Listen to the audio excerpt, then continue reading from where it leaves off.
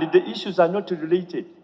Just pick one article of the Constitution, read, try to understand it, especially those who are not lawyers. Because you need to have a general idea on what the Constitution provides. And that also goes to the rules of procedure. There is no book as boring as your rules of procedure. There is nothing interesting about it, but you have to go to the college and read them. But you also don't read from page to page. It doesn't make sense.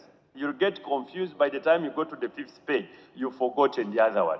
Just take your time, pick one aspect of it, read, understand. Then sometime you continue reading it, and Parliament is a place to learn. So continue reading them, you'll get them. There is no miracle about them. Don't imagine there is a miracle about reading and understanding the Constitution. You could even understand it better than even those who went to law school. So just take your time. If you don't understand anything, ask. There is nothing wrong with asking. So when you look at our Constitution, the 1995, you look at Article 79, because that is the one that creates you, Parliament. I want to repeat this. All members of Parliament should be well versed with Article 79. Please, I beg you, please be well versed with Article 79, because that is where you drive your mandate. If you're a member of Parliament and you don't know your constitutional mandate, you don't have problems. But you can choose. There are types of members of Parliament. Not you, but in the previous parliaments, you have only one type. The previous parliaments, there is a type who's about barriers. You can concentrate there and then you could be re-elected. Then there's one who wants to make a national contribution. And if you are that sort of person, please go to Article 79, understand it, appreciate it. Then it eventually defines what you are going to say. So look at Article 79, it defines the obligations of Parliament. It tells you what you are supposed to do. It tells you about your mandate and your obligations. Look at Article 79. This one is about the executive authority. To the members of Parliament and to honorable ministers, the executive authority is vested in one office, in one person, the president. You all exercise your duties as and when and at the pleasure of the president. All that authority of the executive rests in the office of the president and the duly elected president of the country. Please try to read those, then you'll understand. When I address you on the separation and working together, you need to have this background. So, executive authority rests in the president, and all these ministers, and indeed the entire executive, they do everything for and on behalf of the chief executive of the country, His Excellency, the President. Article 126 to 128, now that goes to the judiciary. And let me tell you, colleagues, honorable members, sorry about colleagues, honorable members. Even courts, sometimes they make a mistake. They go and make a decision which enact laws. They veer into your space. But they don't want anybody to veer in their space. This is, I'm sure you have heard of the decision on the UPDF Amendment Act. When they thought somebody was veering on their space, they guard it jealously. So each institution should guard its space, and quite jealously. But we should also have institutional independence where you don't interfere, and yet you must work together. So no single arm derives its power from another. The judiciary does not give you powers. No. The executive does not give you powers. No. You don't give the judiciary powers. No, it is the Constitution that gave all of the arms of government powers.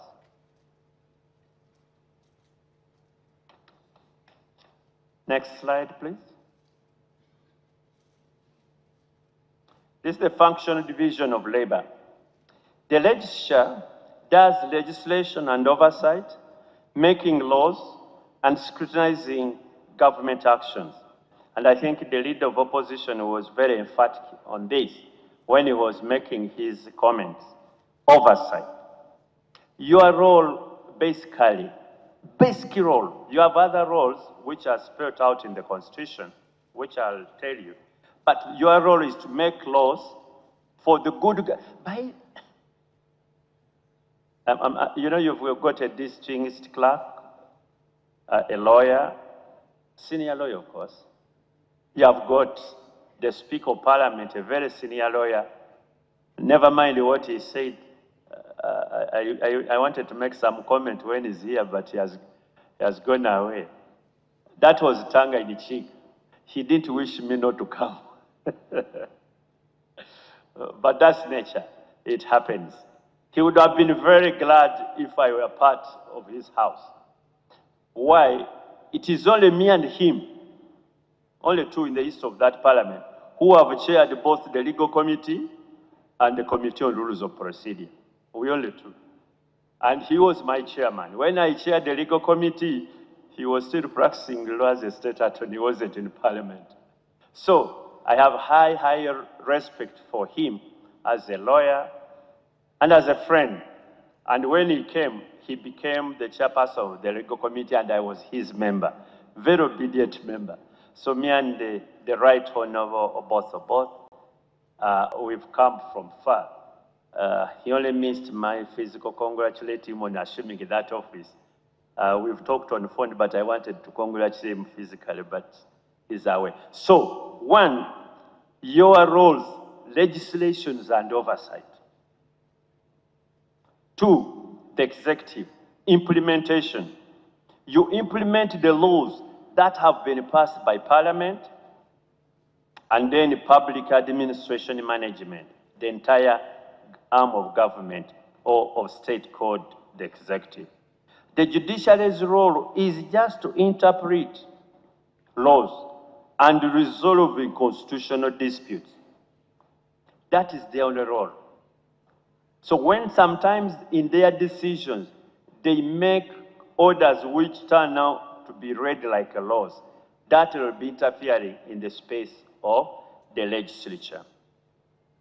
So, note the overlap. Parliament makes laws, but the executive implements them, and the judiciary interprets them. This is not confusion. It is design. It is designed by the Constitution that each arm of government will be doing a particular role. There is even something which sometimes confuses even senior lawyers like myself. There is a law we made, and I think that time the Honorable Clerk was my chairman. The Honorable Clerk has also been my chairman. By the way, he was chairman of the legal committee. I think in 2001, where I'm the one who nominated him to be the chairman of the legal committee then. There's a law we made. It went through our committee. Then there was a dispute in courts. Then the judges in their judgment, they said, no, the intention of the legislature should not have been this. If they did, but what they were disputing actually was the intention of the legislature. Can you imagine? But the powers is to them. So much I knew the intention because we made the law. I don't have the power to tell them, but what you are saying is wrong. You have to urge it before them, and they take their decision. So that is the nature of our separation of powers. Even when you are part of the legal process, that makes the law. When it comes to interpret, it goes to another arm of government. And once they make a decision, it is final. However erroneous it is, you can maybe appeal to a higher court. But even when that court, the higher one, makes an error, you have no remedy. because that's their specialty and that's their mandate according to the Constitution. The partial separation model. Institutional independence. Uganda does not operate a rigid separation of powers. Instead, we follow a modern Westminster influence model where functional overlap ensures effective governance. And I think you heard the Westminster resource person who was here and making comments. Separation is not a wall, but a system of checks and balances. Honorable members, there are many people who have this misconception, imagining like these are parallel rail lines. No, you must find a way of working together. You must find a way of working together because the people of Uganda envisage that you work together. So don't just do things in a parallel way. It must be a well-coordinated separation, but not a system that each does his own thing on his own. Examples of institutional interdependence in Uganda. Ministers in Parliament, under Article 78. Ministers, not all of course, there are ministers who are elected members of Parliament, like the Honorable two members here, the Right Honorable Deputy Prime Minister, and then the Honorable Chief Whip. They are members of Parliament and yet they are ministers.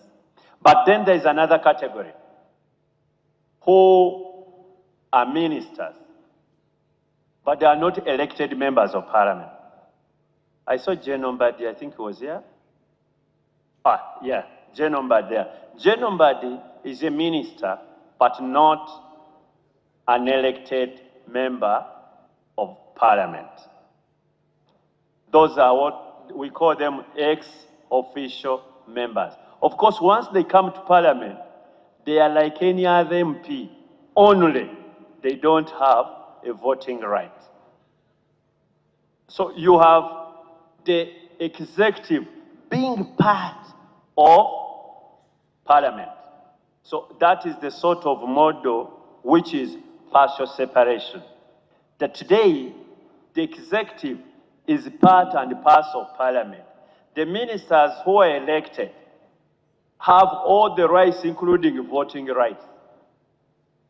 Like the Honorable Ruth Acheng Ochero and the Honorable Rukia Nakadam, the Right Honorable Rukia Nakadam. They are ministers, but they're also MPs. So they have all the rights like you who vote in Parliament, who are also elected. But then the Honorable Jane Ombadi does not have the right to vote in Parliament. When it is voting, he keeps out of it. And that's not because he's an officer. It is because he is not an elected MP with a constituency. The executive legislation inserts a significant proportion of all bills passed by Parliament. According to our Constitution, priority of parliamentary business is given to government. And 95% of the bills you are going to consider are all executive bills.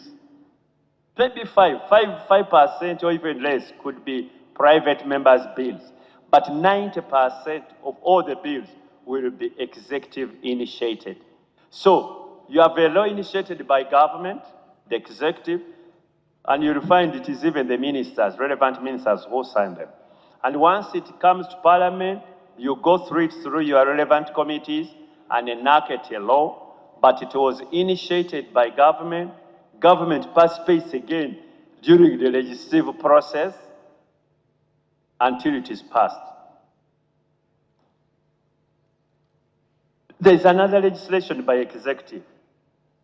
For those of you who are lawyers, you are going to understand one thing, that there is a provision which always gives the relevant minister powers to make rules and regulations for the implementation of a particular law. One, it is absolutely okay for ministers to make the rules and regulations to implement a particular law. What you should only guard is that the minister does not exceed his or her powers, such that also he turns out into a legislator taking advantage of that provision. So what we were trying to do is to make sure, and I think we put it in the rules, we went through amendment of our rules of procedure and we put it there, such that the ministers, when they make the rules and regulations, they should lay them on the table in Parliament, such that you have an opportunity to look through them, to see, did this particular minister exceed powers? Because he might use that particular provision and he also legislates. So you need to be very careful. You give him powers to make rules and regulations to make sure that the substantive act is implemented. But those powers are not for him to legislate, because then he'll be usurping your powers as honorable members of Parliament. And Article 113, that is parliamentary approval. Parliament approves presidential key appointments. But that's also constitutional. So, whereas the Constitution gives the powers of the president to appoint, it also gives Parliament some powers under 113 to confirm, approve those appointments. That's why, much as the appointment also is for ministers, is the president, it again rests with you. It goes back to you to approve those nominations. And once you say no, there is no appointment. So you are now also part and parcel of the appointment process. But not all offices of government, not all officers of government are approved by Parliament. It is only those which are provided for under the Constitution. For example, one of the most important offices, honorable members, is that of ambassadors. But ambassadors are never approved by you because the Constitution does not provide so. However, when you go to constitutional commissions, they come to you for approval. So, appointment of particular offices in the executive is by the president, but you also given a role in the appointment. Judges of the courts of judicature are appointed by the president on recommendation of the Judicial Service Commission, but they also must come to you for approval. And once you don't approve, there is no judge appointed. But you are not the appointing authority. The appointing authority is the what? The president. So, what the Constitution of Uganda has done is to give you a little bit of shared responsibilities.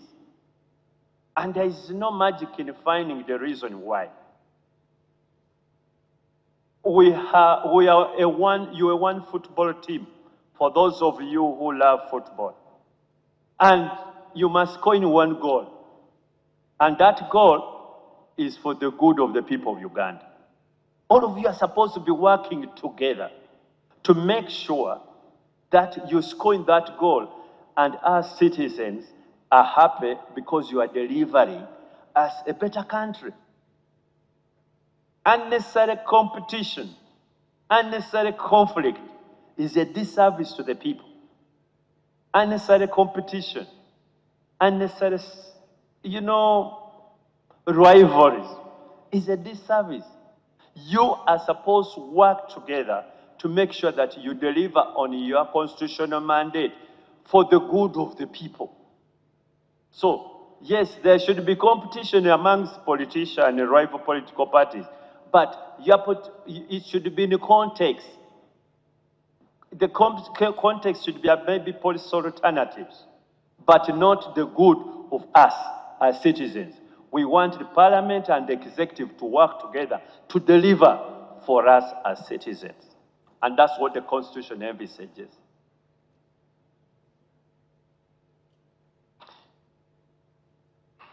working together with the executive.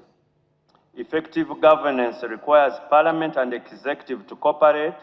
Without cooperation, the state cannot function. Collaboration for national development and stability. So, listening to both the leader of government business and the leader of opposition, I thought they were talking about this. They all want to work together, and they are pledged to work together. Reason, because of this. And that's why I want them both to, their offices, to work on the top. Your rivals, one is a leader of opposition in parliament, one is leader of government business, but the responsibility is to have this institution of state parliament to deliver on its mandate. So you have to work together, you have got to cooperate. I'm going to give you a vivid example. And I'm sure that's why I was invited. I shadowed the 3 attorney generals. I don't know, I think 3.5 attorney generals.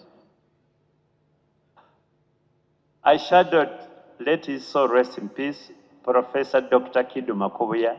He was the attorney general when I was shadow attorney general. The late Nyombi, he was a shadow attorney general when I was shadow. I refused to be called the shadow at that time. I used to call myself the other attorney general. And I shadowed, I've seen the Honorable Frederick Hindi, Member of Parliament in Akao. There he is. These are realities. I shadowed him. So, we had the most contentious bill, one of those most contentious in the history of Parliament, Public Order Management Bill. It was hot in papers.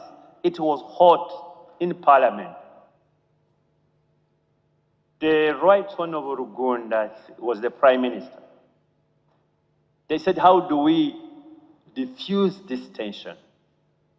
So, the Right Honorable Wafula Ogut was the leader of opposition.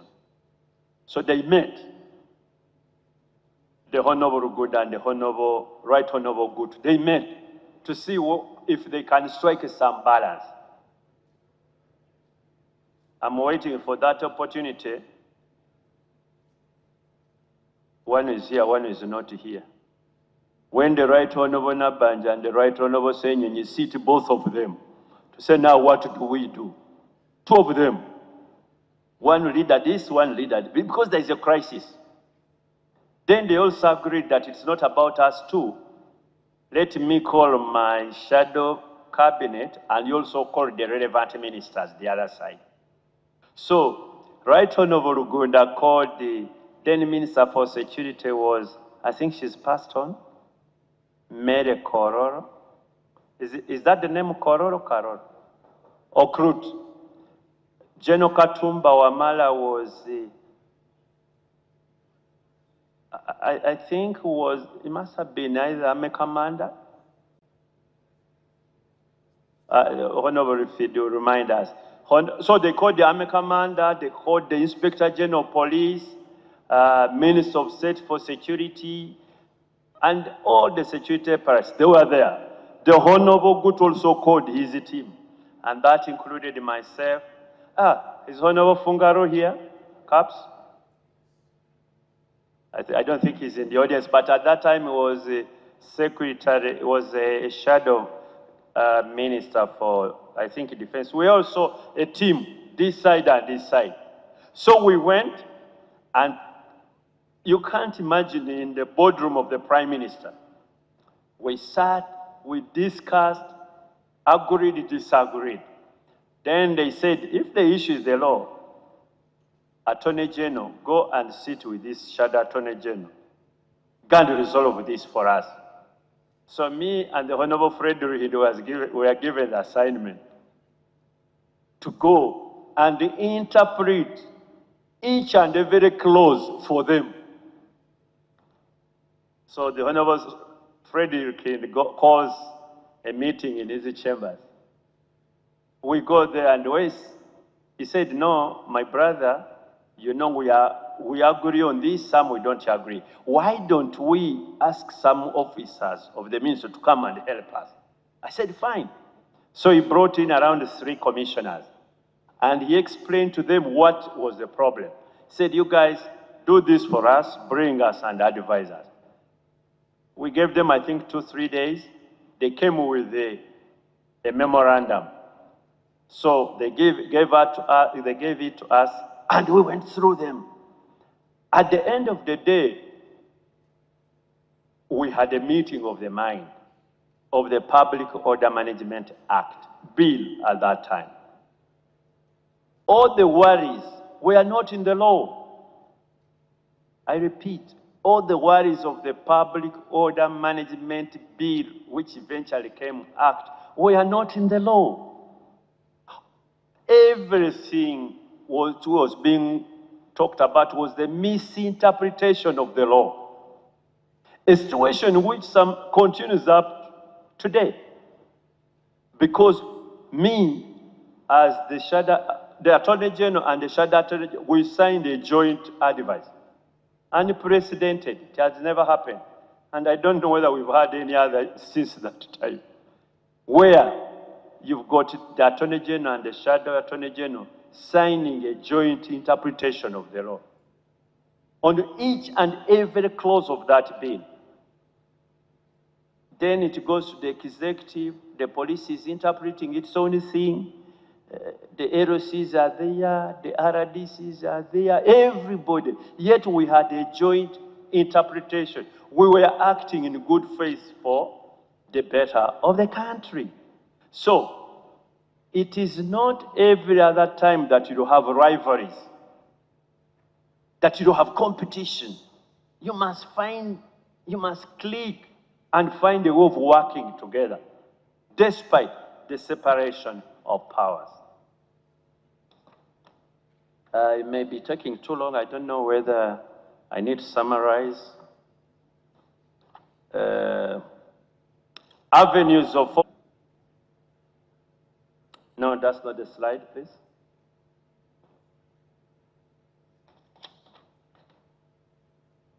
Yes. State of the Nation address. That's when the executive interacts with the parliament directly. There is question time. I heard the Prime Minister talking about it. That is also you interacting with the Prime Minister, but not as leader of government, but as Prime Minister. You ask any question, and she's supposed to be, by Constitution, she must answer them. Don't allow Prime Minister to get away from your questions. And the questions don't relate, please. It's not about your parties. That the Prime Minister must be asked questions by members of the opposition. It is all members of Parliament, because the issues which you raise, some of them affect your own constituencies. Some of them affect the country. So when it's Prime Minister's time, please, it is the entire Parliament to ask relevant questions. It's not about the Honorable Senyonyi's group, but all members of Parliament should be able to ask the government to explain. At the end of the day, you have a title, and the title is your backup benchers. Do you sit in a cabinet? So where do you get the time to ask the Prime Minister formally? Issues affecting your constituencies. You will not do it on the floor. And sometimes you may have a relationship where you walk to the Prime Minister's office and ask.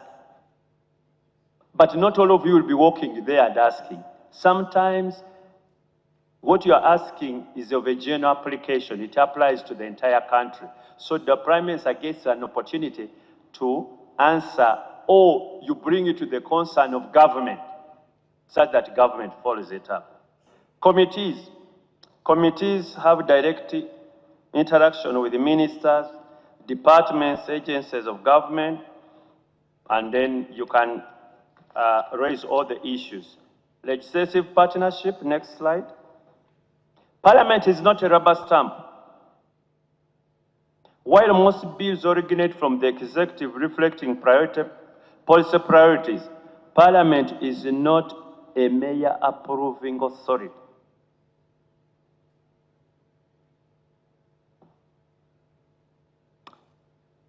You will be doing the people of Uganda a disservice.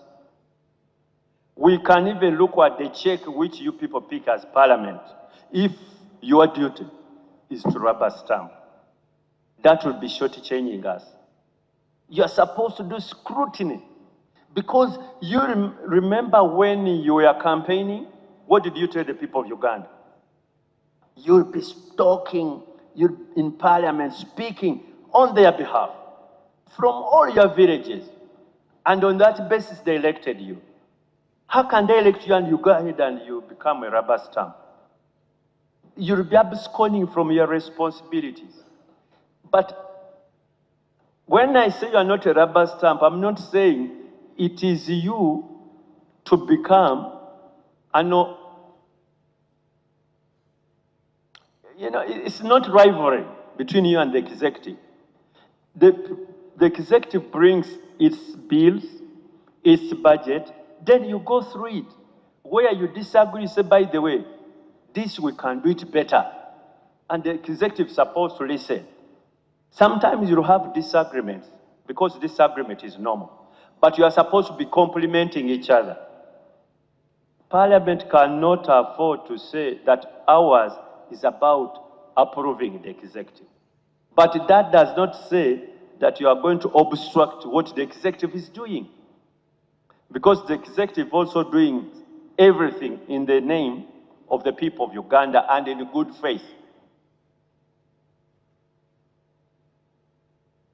I'm going to talk about something which, so it goes to scrutinizing, aligning, and improving the overall quality of the bills or the entire government business. Yours is actually to improve the quality of business that the executive brings to you.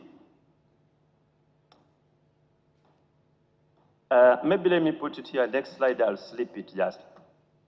We are under multi-party dispensation.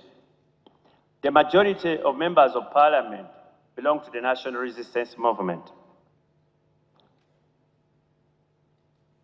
To the Chief Whip, to avoid a situation where you are facing off with your members of Parliament, and you call a caucus, the caucus must be transparent and exhaustive of the issue. You try to resolve some of those differences in the caucus, so that by the time you come to Parliament, you have a meeting of mind. But should you come to Parliament when you've not had a detailed transaction with your members, chances that you'll have problem with them on the floor are high. And then sometimes it looks ugly when you have your own members fighting you of your own party. So, to the leader of opposition, the same counsel I gave. If you have a business, try within your flock. Develop consensus, and that's to your advantage. In your caucus, demand transparency and detailed discussion of the issues, so that you sort of harmonize. Then there are those where you don't have harmony. You can carry them to the floor for the people of Uganda to say there is a difference of opinion. So leadership of both the NRM and leadership of the opposition should develop consensus within their groups by having a very transparent discussion. And I'll give you an example. The last business we had in Parliament, I was a member of that joint committee, Internal Affairs and Legal and Parliamentary Joint Committee, which scrutinized the sovereignty bill. You embarrassed us, the executive. You did embarrass us. You brought a bill when you had no consensus. Institutions of government came, started bashing you on your own bill. And it was like, what is government is this one? But those are experiences you face so that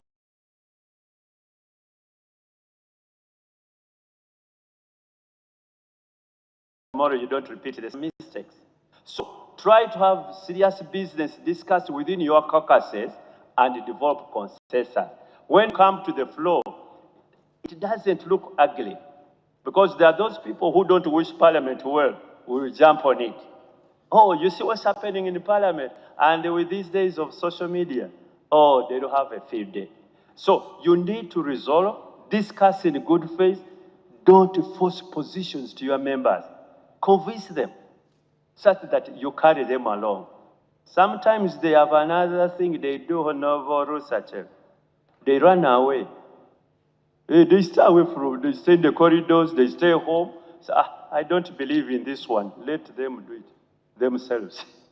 So you are left with the chief whip and a few enthusiastic members when the rest of your team has stayed away. So is the leader of opposition. They leave you and a few shadow ministers, the rest are away.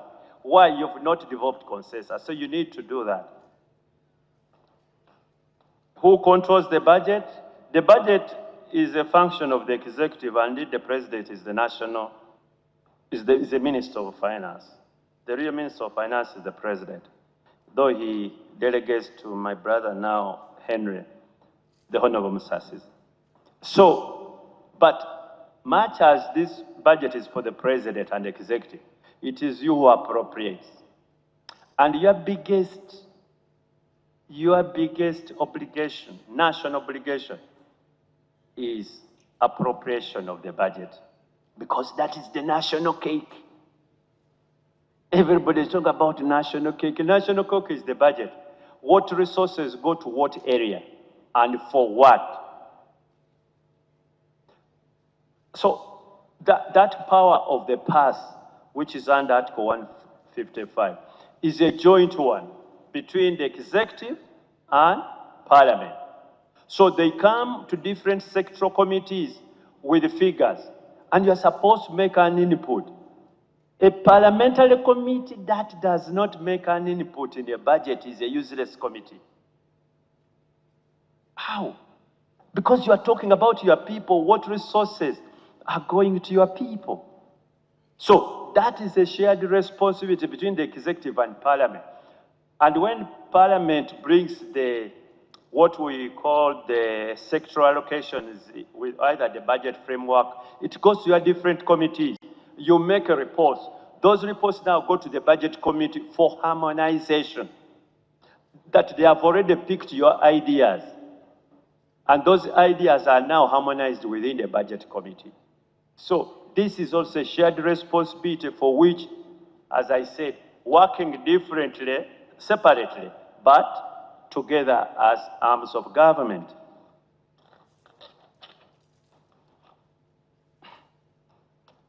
I think leave slide 4, go to oversight. Oversight is the other very, very important function, constitutional duty of Parliament. I'm going to talk about what I think I have been parted to. One time I was chairperson of COSASE. Actually, I've chaired more committees of Parliament than any other person in the history of this Parliament. From Legiko, no person has ever chaired me. Standing, accountability, ad hoc, I've chaired all of them. One time I was chairperson of COSASE. Those of you who are very active in public affairs, you must have followed. Investigating Bank of Uganda was not easy, because at that time it had a very robust governor. It's not a person you would call and he would even come. But because he knew the sort of committee was dealing with, he used to come for 1.5 months. The late Mutebile would come every day from 9 to 5. All these TV stations in the country switched off and they only following live for 1.5 months. But to take that decision, some members of cabinet were not happy. They actually went to the president and complained that we are undressing Bank of Uganda. It's going to cause a big problem with the economy. I like to thank the president at that time because he called me and said, "What is this you people are doing?" So I explained that this is what we are doing and so on. He said, "But can't you maybe do it in-house?" I said, "It's not possible. Because the banks closed were people's banks. And these people are not accounting." I remember telling the president that if Bank of Uganda was a commercial bank, then Bank of Uganda would have closed it. Because what Bank of Uganda at that time was doing was so unethical. You close banks, you don't account to anybody. So Parliament is going to have those responsibilities where you must do your job as oversight. Sometimes you're going to get a little bit of resistance from this other side. But if you are doing it in good faith, and I want to emphasize, in good faith, there would be no problem. You can stand strong. You can explain to anybody that we are doing this in good faith. That is why, even after we had issued our report, there was an uproar and people cooperate, and others even went to court. And the court dismissed all the cases because we did everything professionally. Other people wanted to do things, to take advantage, and you do things as against the law, as against the rules. And we say, no, we have to do things professionally. So that is what you have to do. Do professionally, do things in good faith. I am telling you, can explain to anybody, including the president, you have no problem. Unless he has changed his mind these days, then you would have no problem.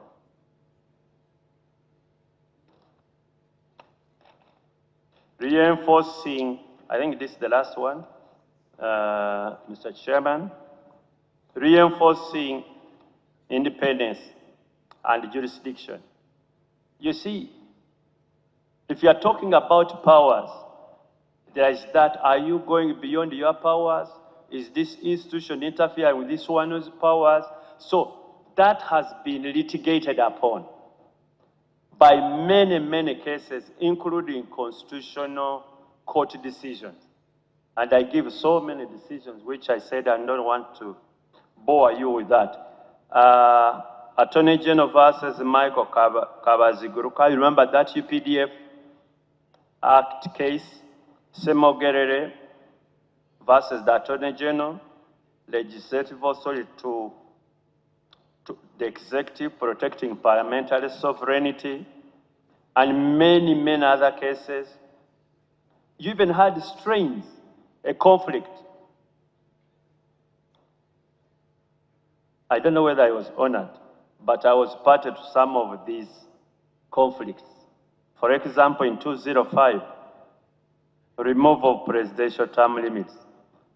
It was not very easy business. I don't know how many in this audience who are part of that process.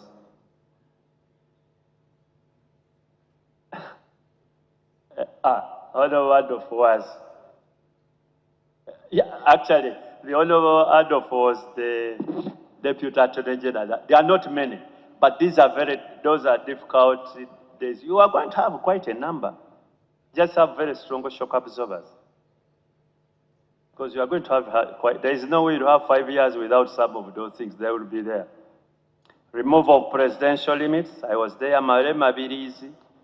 Sometimes our friends in the uniform paid us visits, but not on invitation. And all those ended up in courts. And the courts tried to define what is allowable and what is not allowable under a free and democratic society. So you are going to have those sort of strains, but you have to continue doing what you are supposed to be doing. Recently, there was the UPDF Act. It is in court. I was party to it, but I will not go ahead to, because it is sub judice. I saw the Attorney General here. I don't know. Yes. I've been telling people I'm senior, now I'm in trouble. My senior is there. Real senior, not because he's Attorney General, but real senior. Some of these things you see, the mistakes I'll be making in this presentation, blame the Honorable Mayanja. He's the one who, part of those who produced this product. So if I've made any mistake, he's responsible. Challenges, as I conclude. What makes maintaining the balance difficult? Sometimes they have over control over public resources. Party influence can limit independent parliamentary actions. I've talked about that. Sometimes it's all about caucuses, and then because of party, and so on, you don't, as it might end up being a challenge. What I would advise, even if your party has a position, look at the national interest. Why? Because the Constitution says national interest first, before you look at your party. But I've seen other people who look at party interest, then the national interest come later. Not every other time your party's interest is national interest. And it doesn't matter which party, whether they're ruling or even with the opposition. Sometimes there is a conflict. So you as members of parliament, I advise for you to look at the national interest, then you can go to the party interest. Or try to harmonize in your caucuses, because that's where you can do that harmony. Quite easily, freely, and in good faith. On the floor, you'll be looking at competition. And, you know, sometimes cheap goals. Who scores a cheap goal? I'll give you an example. Again, I supported the Honorable Ruhindo on the floor in some other matter when he was Attorney General, and I was shadowed. And then my leader of opposition came, he said, since when did you become government Attorney General? I said, why? He said, if they're making their mistake, it is theirs. Are you the one, are you paid? I said, what is this going on? So, you need to act in good faith. Most important, national interest. Then from there you can look at your party interest, whether ruling party or opposition party. It is secondary to national interest. Sometimes there's a problem of patronage, capacity, constraints. Clerk, you'll have to, I wish the speaker was here.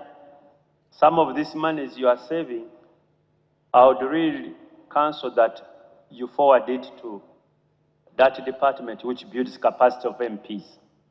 MPs should continue learning. You need to build them capacities. That's why I don't have any problem with foreign travel. Foreign travel, it helps people to see the world. And they don't come different. You know, you are from Mulanda, a village there, somewhere in Tororo. You don't know anything then, but when you start traveling, you even knowing how to dress, you see how people, they dress differently and so on. So, even travel is okay. Build the capacity for members of parliament such that they know what goes in other parliaments, such that they know how members of parliament discuss issues, what makes a member of parliament tick. You may not learn that when you are in Idudi all the time. Idudi is where the Honorable Opondo comes from.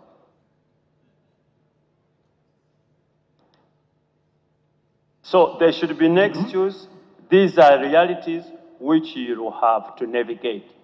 So lastly, in conclusion, in Uganda, separation of powers means balanced interaction, not rigid division. Parliament works with the executive, but retains independence to hold it accountable. The judiciary interprets the Constitution and resolves disputes.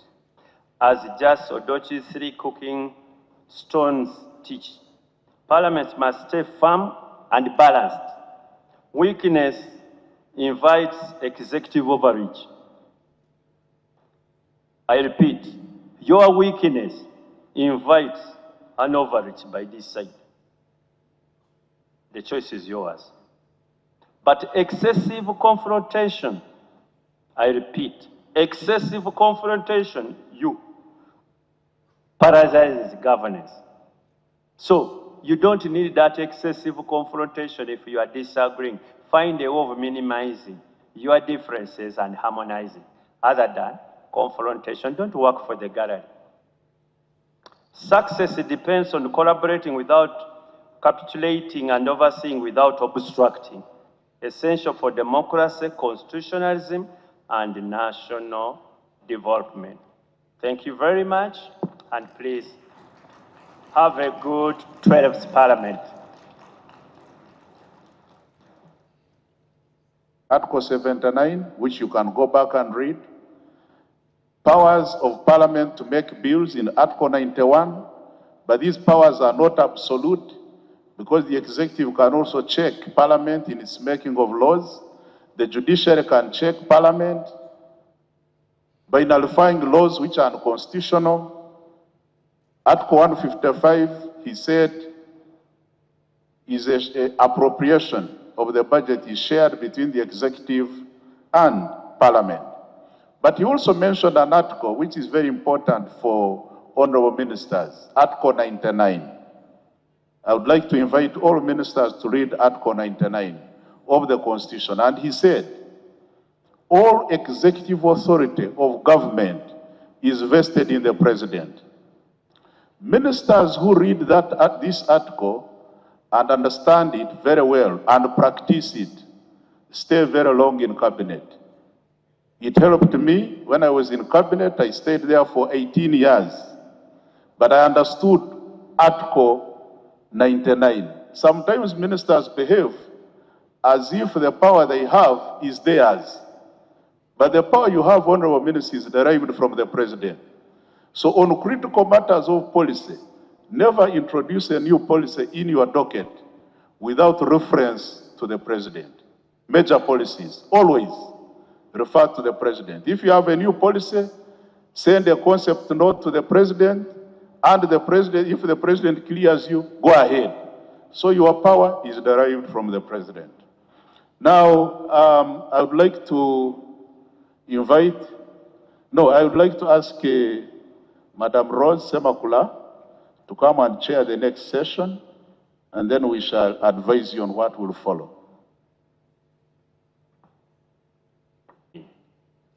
The only sovereignty talked about is by the people of Uganda. And their sovereignty is also governed in accordance with the Constitution. So, is Parliament sovereign? If we're using the word sovereign literally, yes. But if you are using it technically, and you're a lawyer yourself, if you are using it technically, it's different. It's the people of Uganda who are sovereign. And their sovereignty is governed by both the Constitution and the laws of Uganda.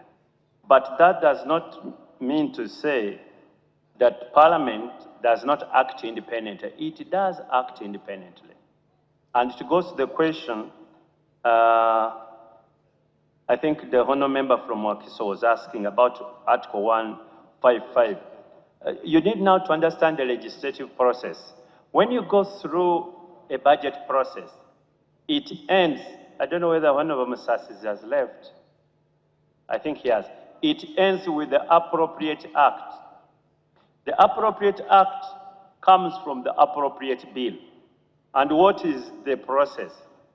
All acts, once they have been passed by Parliament, they are forwarded to the President for, we call it, assent. At that point, and that is what I was telling you earlier, that it is shared responsibility of legislation. Parliament, the bill comes maybe from the executive, it is passed by Parliament, it goes back again to Parliament, to the President for assenting. And if the President is not happy with what you have passed, he sends it back with comments according to the Constitution. And that's what the President did with the Appropriation Act. After the budget process and the bill had gone, it was sent back with particular comments. Can you look at A, B, C, D? And then Parliament is supposed to look at it that way. However, if Parliament still insists, it goes back to him. And if he does not sign, then after some time it becomes law. It's quite an elaborate process. The point is, the president has got a right to disagree with the parliament. I repeat, the president has got a right to disagree with what you've passed. That's why the Constitution provided that the president shall assent to the bill you have passed. However, when he returns that bill to Parliament, he must give reasons as to why he disagrees. And then you are supposed to re-examine what his issues of concern. Do you have the courage? And I think this is where I think you are right. Does Parliament have the courage to say, yes, Mr. President, your concern, we have addressed it, but we are not changing our position. We still think we are right. Do you have that courage? That is for you from Wakiso and others, whether you have that courage. To me, if you're acting in good faith, there is no problem. You also explain, say we are not agreeing because of ABCD, then you also return it to him. And if he doesn't, after some time, it becomes law. I hope I've tried to explain that. If I haven't, Mr. Mayanja will explain it. He's the one who taught me these things. Contempt of parliament. You see, contempt is criminal. I don't know whether it was the Honorable Kaberuka. Contempt is criminal. If somebody parliament has decided something, and the other person with a guilty mind, with a what? A guilty mind. Because the contempt is not disagreement. Parliament, people can disagree with the parliament, except when you pass law. Because once you pass law, nobody disagrees with you, except if he does, he has to go to court. But any other issue, people can disagree with the parliament. But disagreement with the parliament is not contempt. Contempt is a deliberate disobedience of a decision. So that is quite different. So you must deliberately decide that you are going to disagree with the parliament, whatever it says. And then you may be held in contempt of a parliamentary decision. So it has to be with your guilty intention and so on. So then Bukedeya, interim orders by courts. There are many decisions of courts of law, lawyers will explain, where very, very many, where courts have decided that they will not issue injunctions against parliament. Let parliament finish its duty, and then you can dispute what parliament has done. But sometimes judges make mistakes. They are also human beings. And they make mistakes because in law we say they have erred in law, but others do it deliberately because of other reasons. So you could have an injunction. At one time it happened, and the then speaker used very unkind words about it. So it is not correct to stop parliament from doing its work, to stop it and say, yes, you are doing it, stop it until we decide. That certainly would not be a proper legal decision. But the good thing is that there is an elaborate court system where you can appeal against that decision.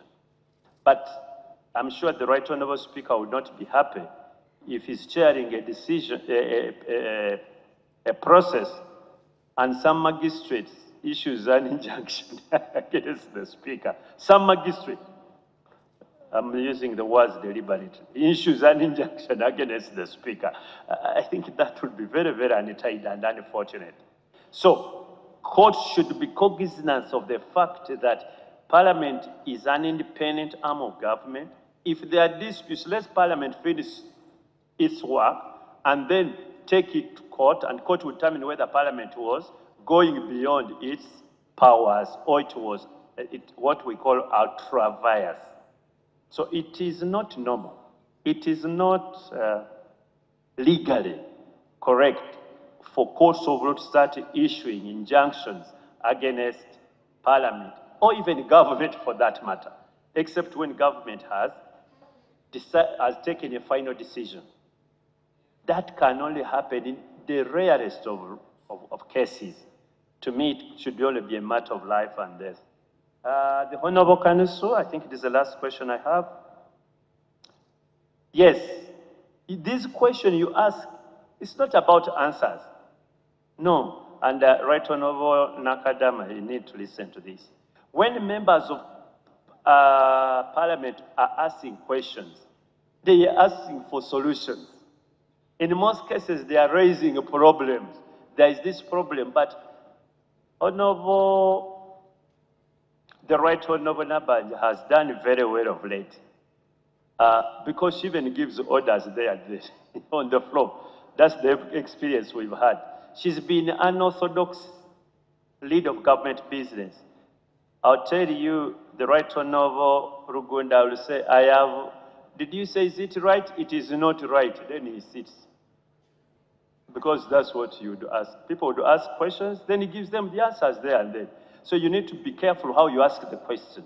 If you want something to be done, ask a question to the extent that the Prime Minister knows you want action. But also the Prime Minister should know that when members are raising questions, they want action. But what the practice I've seen with the Right Honorable Nabanja in Parliament is that he has been even ordering ministers, do a BCD, there and then. It's a little bit unorthodox, but it delivers results sometimes. So, the rules, if you're asking questions, please don't just ask any question. In Busoga, we say, ena haule. Sorry, in Chapadola, they say, ena haule. But don't ask a question anyhow. Ask the question which requires action. And then the Prime Minister should know there is an action. And if it's not done, then you can hold the Prime Minister responsible for with the non-taking of the action. I'll be around to answer any other question. The clerk has asked me to start around the afternoon. In case you have any and I have not answered, please. Thank you. And when I come back next time, there was a question from the Honorable Mole Kamkama. I have received it. I'll answer it then. Thank you very much, Honorable Katuntu. Again, we join hands to thank him for answering our questions.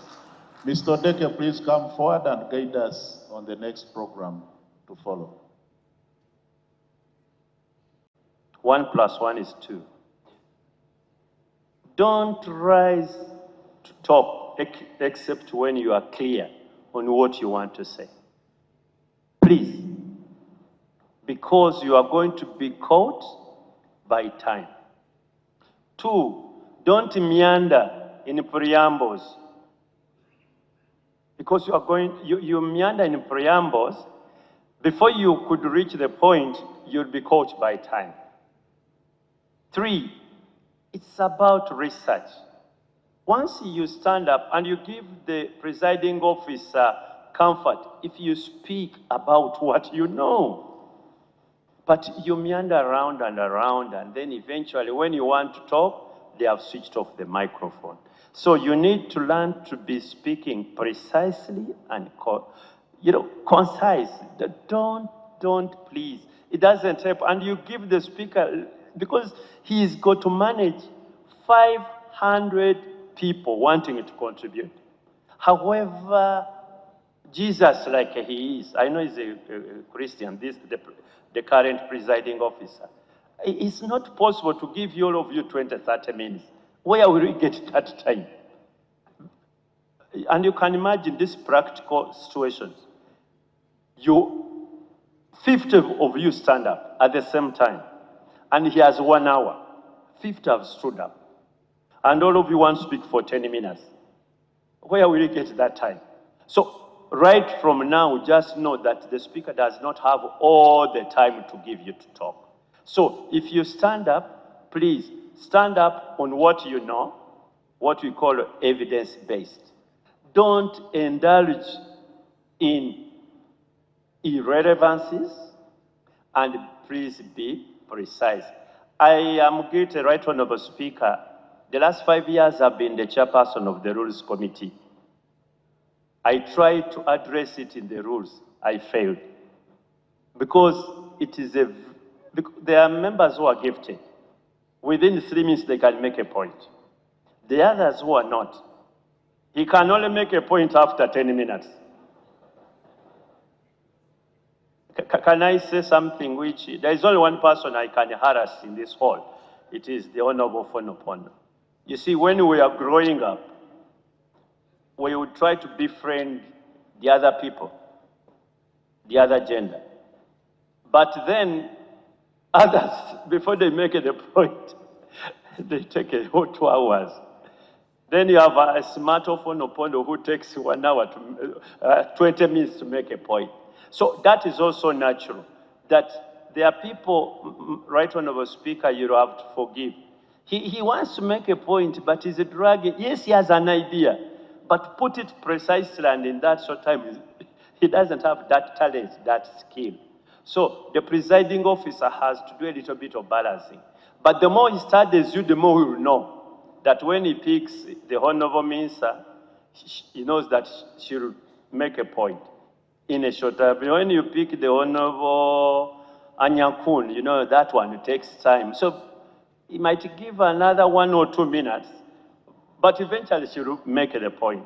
So there is no arithmetic answer about it, but it is a very big challenge because the numbers we have today, they are too big for the presiding officer to give you all the time. And you eventually blame the presiding officer. The speaker does not give us time, but he doesn't have it. Realistically, we are too many as parliament. So he has got to balance, but please try to speak about what you know. And then the leaders should also try to do this. The leader of government business and the leader of opposition. You try to engage your members to see who can have the best shot in your group. And then you whisper to the speaker, I say, I want these sort of members of mine to be given some time. I'm sure the speaker will do that. Because sometimes these issues have national importance and they mean to the parties. So both the government chief whip can approach the speaker and the leader of opposition or the opposition whip, say, look here, I have these members of mine, you must give them, you must see them. In parliament, we say you've caught the speaker's eye. So you tell the speaker, please let your eyes see Katundu. I think that's the way you can handle it, Right Honorable Speaker, but I understand it's a very big challenge. Thank you very much. And we did that. We did that, and I want to commend the leader of opposition and the government chief whip. Sometimes the choices I make is rehearsed. Good afternoon again. Okay, that is better. Usually when you're greeted as a member of parliament, it is very good to respond with vigor and energy like a new member of parliament. So I will be sharing about the leadership code and ethical requirements and responsibilities of a legislator. And I would like to begin by congratulating you upon your successful elections. I know that your families and friends probably invested greatly to support you up to this point in your leadership journey. And this milestone is not merely a personal achievement, but it's a reflection of the confidence and trust the people of Uganda have placed on you as a leader. And they are now looking up to you with expectations and depending on you for the leadership that you will develop in this new parliament. I also extend my appreciation to the organizers for convening this important retreat, to the clerk to parliament and your entire team. I am confident that the reflections and lessons we draw from this seminar will not only shape the individual leadership path, but it will also contribute to the collective direction of our country. Your actions will build and shape the public confidence, especially in governance. And I would like to thank my senior, the head service, for the comprehensive presentation she made a short while ago. There are so many lessons we can learn and draw from the highlights and the simplistic approach she brought in helping us understand our responsibilities and the relationship between the parliament and the executive arm of government.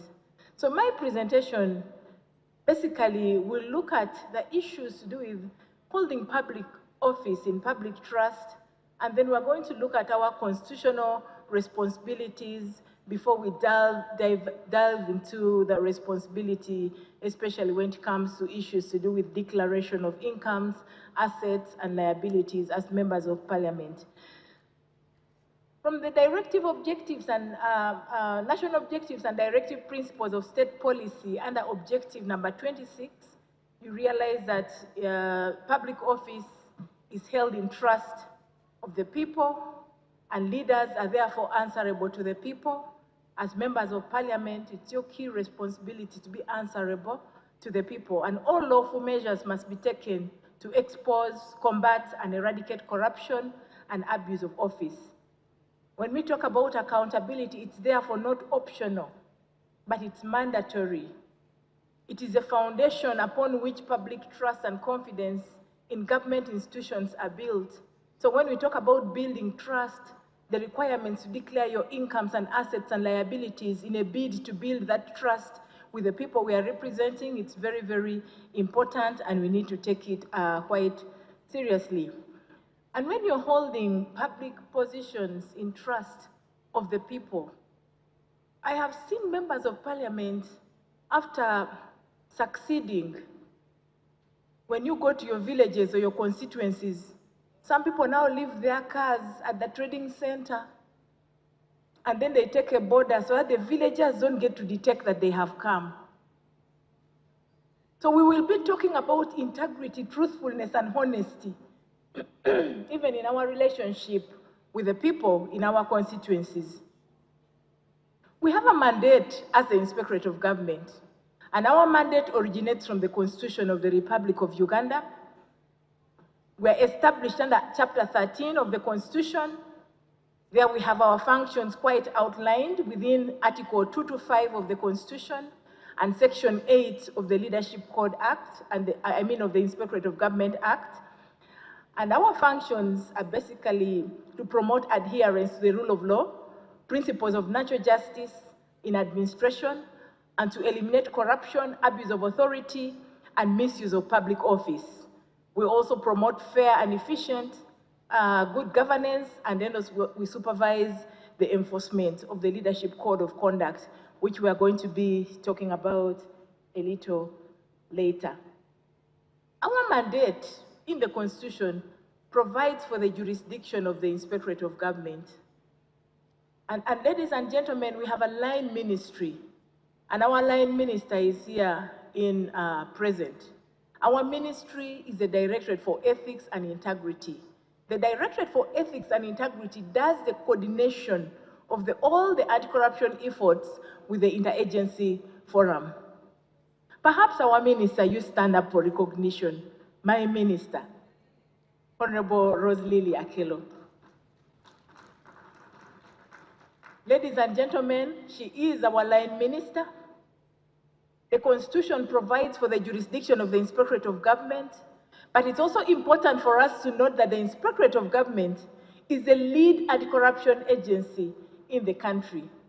The jurisdiction covers officers or leaders, whether employed in public service or not, and also such institutions, organizations, enterprises as parliaments may prescribe by law. And our vision is a just and corrupt-free Uganda, and our mission is to promote good governance through the prevention of corruption, enforcement of law, and citizen engagement. That is our mandate as the Inspectorate of Government. Now, we will talk about the corruption problem. Like the head service clearly indicated, our country is well endowed with fertile land, with favorable climate, with natural resources, and more importantly, with resilient and hardworking people as well. Now, each year, substantial amount of resources are allocated towards key sectors like health, education, infrastructure, agriculture, and so on. You will be appropriating to those different sectors. But yet, despite of these investments, we still have service delivery gaps existing or persisting in our country. And the central question we ask ourselves, therefore, is whether, not whether we have the resources or policies, but whether we have the leadership, the critical leadership that is required to translate these resources into meaningful outcomes. Now, when we talk about corruption, corruption is not simply a crime, like we are scoping it here as a problem. But corruption is actually a betrayal of trust. It robs our children of classrooms. It robs patients of medicines. In your constituencies, you're going to experience our own citizens lamenting that in the health center there are no drugs. Drugs were brought the other day and they have disappeared. They had stocked, but in the twinkling of an eye, they have gone missing. And that calls for our responsibility, our key responsibility as leaders. Our farmers are denied of fair markets. Our citizens are denied of dignity just because of the problem of corruption, which I have said is basically a betrayal of trust. It is a silent war that undermines every achievement of government. And that is why it is key, especially on the government agenda, zero tolerance to corruption. To fight corruption is therefore not optional, but it's a moral imperative for all of us leaders in this country. It's a patriotic duty and a sacred responsibility entrusted to us as leaders in this country. So the central question we keep asking ourselves is not whether we have resources or policies. We have institutions, we have a legal framework, we have policies, and we have laws. But what is remaining of us is to translate this into meaningful outcomes. Now, when you look at our development agenda, Uganda in Vision 2040 basically emphasizes good governance, rule of law, political stability, regulatory quality, control of corruption or prevention of corruption. And our institution contributes directly to strengthening integrity, accountability, and citizens' participation when it comes to issues of governance. And when you look at the NDP4, the National Development Plan, it prioritizes strong institutions. We are saying institutions must be strong. Institutions must deliver. Institutions must be able to enforce the anti-corruption laws and improve governance and service delivery. And I like the way Head Service brought it out. How does the ordinary citizen experience government? How does the student experience government? Through quality education. How do people experience this government? And in order for people to experience this government, our responsibility as leaders is really pivotal. It's really pivotal. The IG contributes to Objective 5. When it comes to strengthening good governance, we support the goals of sustainable socioeconomic development through improved accountability. And we talk about transparency, accountability, and anti-corruption in all ministries, departments, and agencies. Now we have the tax strategy, which has been rolled out in all ministries, departments, and agencies. Now, before we move next, still within our development agenda, people have always talked about political will, and political will in the fight against corruption. We, honorable members, political will, like I said to some of you who were in Chankwanzi, political will is actually the oxygen of anti-corruption efforts in this country.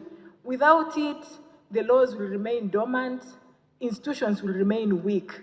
So as leaders, we must come out to demonstrate this zero tolerance to corruption we are talking about. And we are saying enforcement must be impartial, sparing no one, regardless of their rank, regardless of their status, regardless of their position.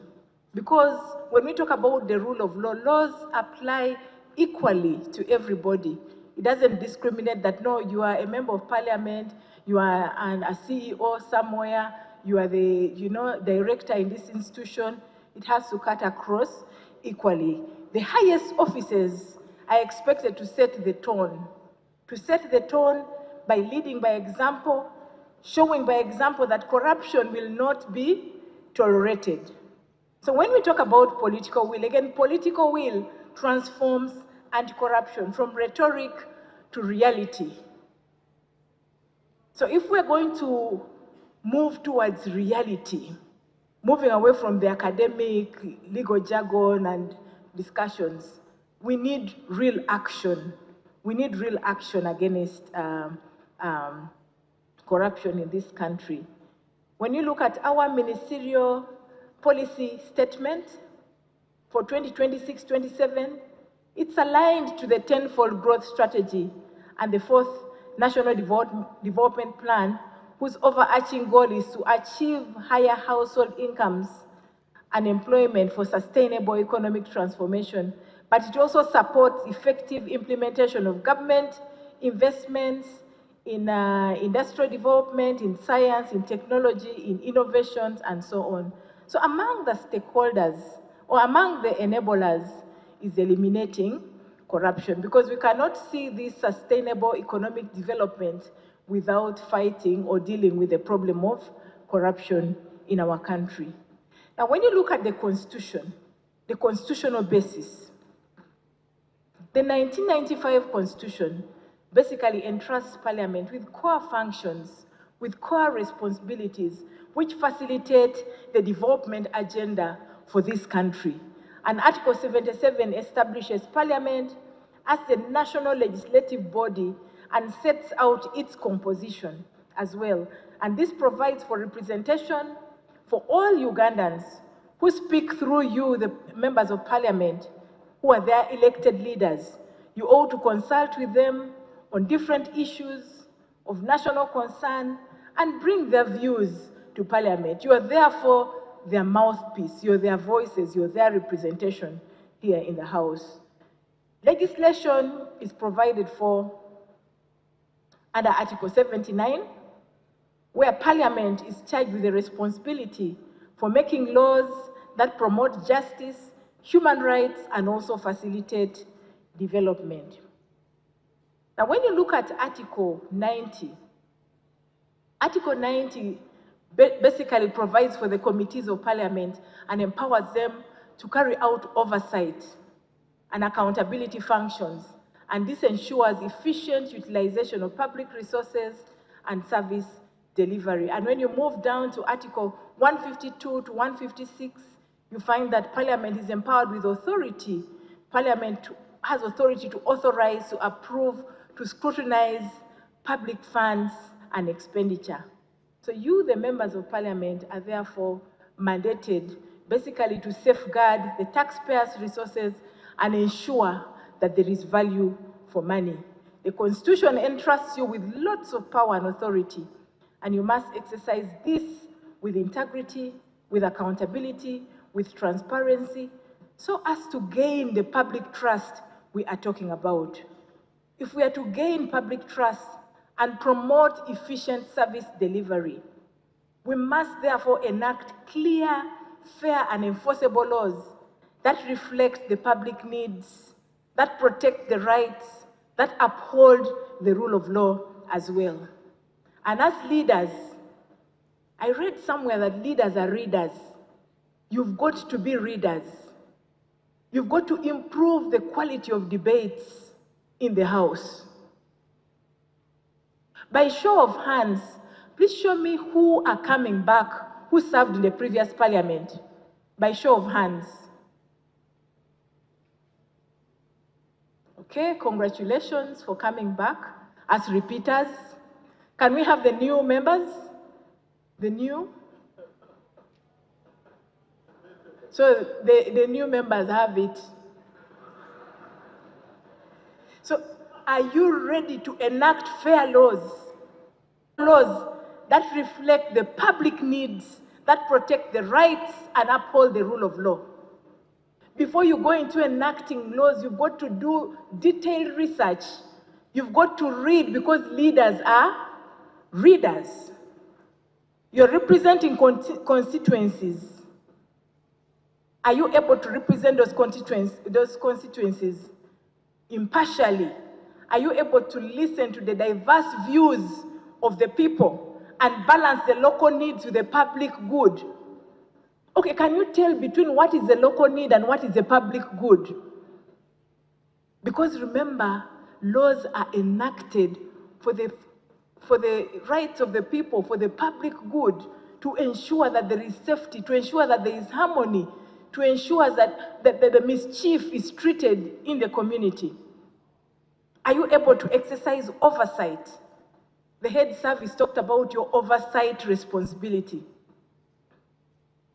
Because the Constitution, I said, is giving you a lot of powers. But as members of parliament, you should be able to exercise oversight of the executive and public institutions through hearings, through inquiries, through budget scrutinies, and review of implementation of these budgets. You cannot scrutinize a document you don't understand. So that means you've got to read deeper, you've got to launch deeper, you've got to widen your knowledge base as members of parliament. To gain public trust and promote effective service delivery, you should be able to craft and approve responsible budgets and allocate resources efficiently and prioritize public service, the public service head service was talking about here, and protect the fiscal sustainability as well for this country. That means you're supposed to think out of the box. You're supposed to think out of the box. Are you able to engage in evidence-based lawmaking with deep consultations of experts, commissions, impact assessments, using reliable data? Can you agree and do some public hearings so that you get the views of the wananchi as well before you go ahead to legislate? Because legislation is not about rushing. Think about the implications of the laws you're doing on the people, on the citizens of Uganda. As members of parliament, we have said the law gives you a lot of powers. The law gives you a lot of authority. But can you exercise that power and authority cautiously? And also build legislative capacity and invest in research.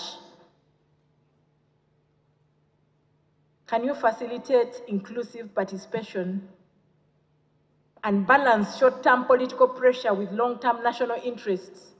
When we talk about political pressure, I know many of you have invested a lot in getting to be a member of parliament in this country, both financially, your time, your energy. But putting that aside, being a member of parliament is now not a time for payback. Don't say that, nafunirawa. Of course, the clerk to parliament here will facilitate you people very well. All Ugandans know what your income is, what your allowances are, what your emoluments are, and so on. But now it's about the quality service, that leadership with integrity. You have offered yourself, present yourself as a servant leader to the people you are representing in this country. Putting the constitutional basis aside, we now move to the Leadership Code of Conduct. When you look at the Leadership Code of Conduct, Chapter 14 of the Constitution provides for the Leadership Code of Conduct. And Article 233 of the Leadership Code of Conduct basically provides that it requires specified leaders, specified officers and leaders to declare their incomes, their assets and liabilities to the Inspectorate of Government every 2 years. It also provides for prohibited conduct, and that prohibited conduct is conduct that is likely to compromise the honesty, the impartiality of specified officers or leaders.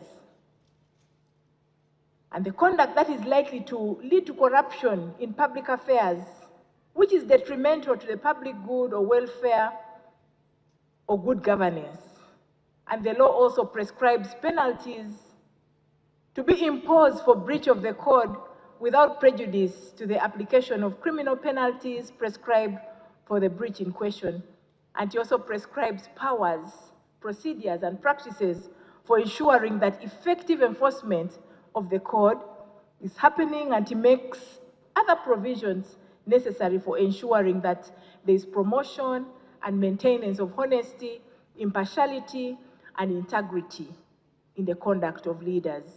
Now, when you look at the Leadership Code Act, as stated in the preamble, it was basically enacted to provide for a minimum standard of behavior and conduct for leaders, and to require leaders and public officers to declare their incomes, their assets and liabilities, and to put in place an effective enforcement mechanism, and to provide for establishment for the composition, jurisdiction, and functions of the Leadership Code Tribunal, and for other related matters.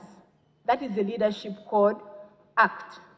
It is basically providing for the minimum standard. It is saying every leader, every public officer should be able to declare their incomes, their assets, and liabilities as provided for within the law. So according to Section 4 and 5, a leader is required to submit a declaration within 3 months after becoming a leader. Within 3 months. When did you people take oath?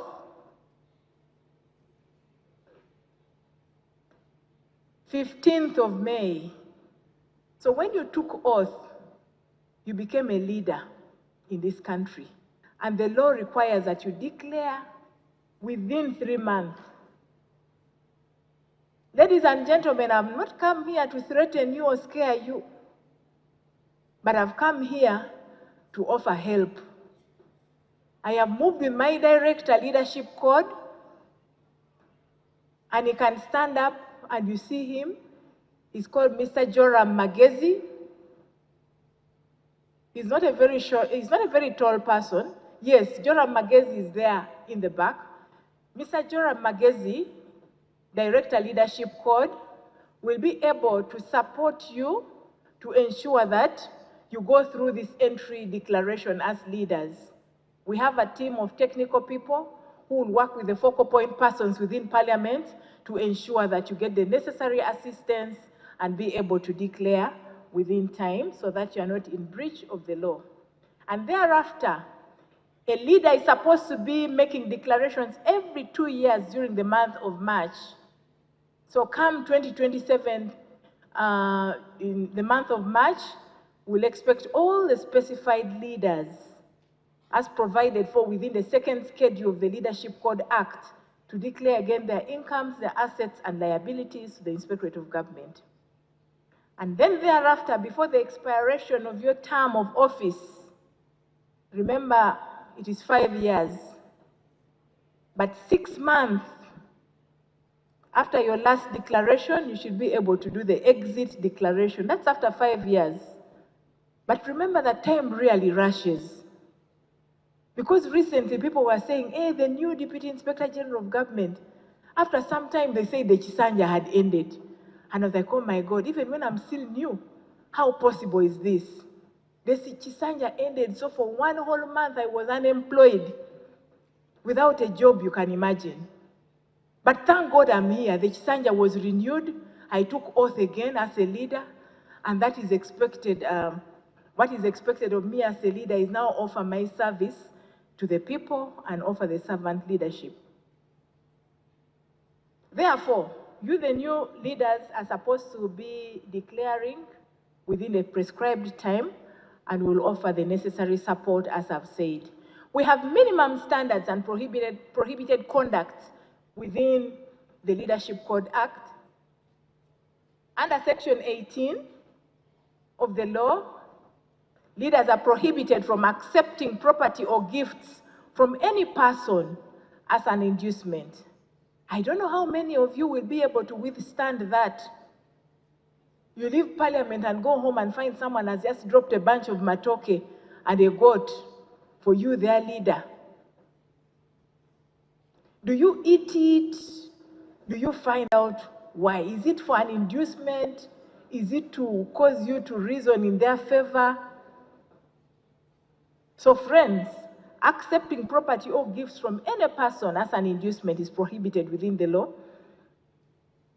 Using information obtained by virtue of your position in office to obtain private benefits or financial gains is also prohibited within the law, and holding other offices which are likely to compromise your duties or office as a leader or a public officer is also prohibited, and using public funds contrary to the existing instructions. You have money for this, you're diverting it quickly, and this basically touches on those leaders, heads of institutions and local government. You have your work plan and budget, and you've said we're going to do this classroom block this quarter. But suddenly when the money comes, you're like, no, we need to buy a car for the chairman 5. Diversion contrary to the existing instructions. And using your position to obtain private property for yourself and relations of friends or agents. There are people, when they get into positions of responsibility, they think it is now time to amass as much wealth and property around themselves. And unfortunately for some, they actually put their hands into what is supposed to be public property as well. Using your positions to further the interests of foreign governments and failure to meet your personal financial obligations to government or any other person. Financial obligations. I know it is now tempting for you to get a loan from this circle, from the other circle, from this bank, from the other bank, because income is a sure deal. But are you able to meet your financial obligations? As a leader, you've got to be responsible. Don't live the life of digging new potholes to fill the old potholes. I know financial institutions could be all over this place to put you to pressure and tempt you. Get this loan, do this, buy this house, buy the other big car, get this also, try this, try that. We've got to be disciplined as leaders. Avoid taking unnecessary risks. I have shared my experience. The time flies. In the twinkling of an eye, you'd hear that the Chisanja is gaming. And what will you do when you still have financial obligations? There are people who have been hiding in parliament because they know the moment they get out, they will be arrested because they have financial obligations. Don't be such a leader who fails financial obligations. Practicing favoritism or nepotism for personal financial gain is also prohibited within the law. And then we have got conflict of interest. And this is provided for within Section 15 of the Act. The Act prohibits a leader's spouse, an agent, or even private company, or public company, or business enterprise, in which the leader or leader's spouse or agent has a controlling interest, from seeking, accepting, or holding any contract with any government or public body. Now, some of you have companies, and you want those companies to come out to do business with government. Controlling interest. Some of your spouses have got companies, or they are directors in companies, where you also have an interest. Now, this is what the law is saying about that. Where you're directly involved, you're participating in decision-making in its affairs, it amounts to conflict of interest. You're part of a board, taking decisions, in recruiting your own child, your own son or daughter or close relative. You've got to declare your conflict of interest. A leader or public officer whose personal interest conflicts with his official duty shall declare that personal interest to his or her superior or other appropriate body. And that is a provision of the law, really. Now, there are breaches also. As I wind up, we'll look at the breaches under the Act. Non-declaration of income, assets and liabilities by a leader or a public officer is a breach within the law. There are people, when the time comes and they think they'll do it at the 11th hour, and eventually they get caught up and the system is locked and they can't declare anymore. They are in breach of the law. And usually we basically do verification and submit to the Leadership Code Tribunal. Now, it would not be very good for you to have me here presenting to you, and the next day I'm the one sanctioning your matter to the Leadership Code Tribunal. So let's ensure to be compliant. Let's ensure that we do not breach. Then false declaration by a leader or public officer. For some reason, the person has 3 houses but is declaring 1, or she's declaring 1. She has 1 house, he's declaring 21 in anticipation. Already that is a red flag, because that is the anticipatory declaration. It amounts to false declaration. So when it comes to declaration, be as truthful and honest. Don't say that now I've become a member of parliament, I foresee that I'm able to acquire 15 houses and apartments. Let me declare in advance. That is a breach. It's false declaration. Then we have the offense, the breach of late submission of a declaration of income, assets, and liabilities by a leader, and failure to submit a declaration of income, assets, and liabilities. These are breaches. Participation in prohibited contracts by a leader, the contracts I was telling you about, which are prohibited, and abuse of public property by a leader or public officer. This is a situation where people use public property. For instance, using an ambulance to carry grass to feed his goats somewhere, or using the official vehicle to carry pineapples to the market, or ambulance to take pineapples instead of taking patients to hospital. That is abuse of public property by a leader, and failure to declare a gift or donation to the Inspector General of Government by a leader or public officer. Now, people will begin asking themselves questions around this gift. A gift the tune of above 200,000 shillings should be declared. The leaders who, when they travel, they get gifts like a van or ambulance, and they want to use it in their constituencies. But when they declare it, we then write to the clerk, to Parliament, and advise that this can be used for the purpose within which, and it's within his discretion. He will say, no, Honorable Member of Parliament, take it to the constituency and use it for the rightful purpose for which it was given. Now, declaration of gifts, it's just basically about walking in the light. There are people who get exorbitant gifts. You go for a function, you're representing your institution, and they're giving you a gift of very expensive sofas, or for instance, a vehicle. You know, that is a red flag already. So members of Parliament, be very careful with how you treat gifts. But the law says, when you receive a gift beyond the tune of 200,000, walk in the light and declare it. Not that we are going to grab it from you and own it. We are also human. We look at the reason, the spirit behind which you got such a gift. Like at Christmas, people receive so many gifts. But what is the cost? What is the threshold? Failure to dispose a gift or donation in accordance with the act by a leader is also a breach within the law. Now, I'll touch briefly on public accountability. All of us gathered here are leaders. We hold public office. We manage public resources in trust of the people of Uganda.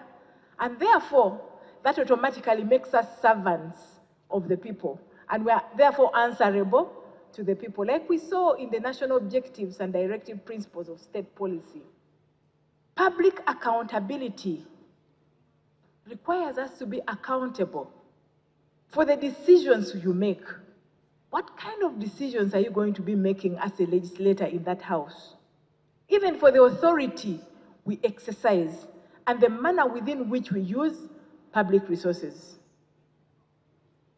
So we've got to be accountable for the decisions, authority, and the manner within which we utilize those resources. We must also remain accountable to the oversight institutions. Remember our oversight responsibility as Parliament.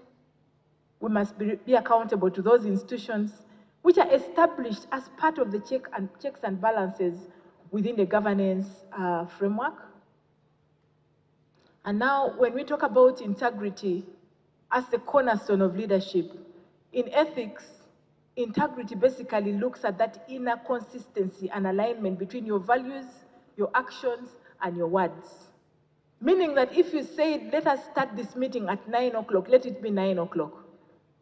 If we said we are convening at 7 a.m., let it please be 7 a.m. But to meet members of Parliament dragging their feet, the House is beginning at 2. But they are dragging their feet, giving themselves high five along the corridors. Parliament is in session. And then you're walking in, disrupting the session. So integrity, we think about values, about your actions and words. It means doing the right thing even when nobody's watching.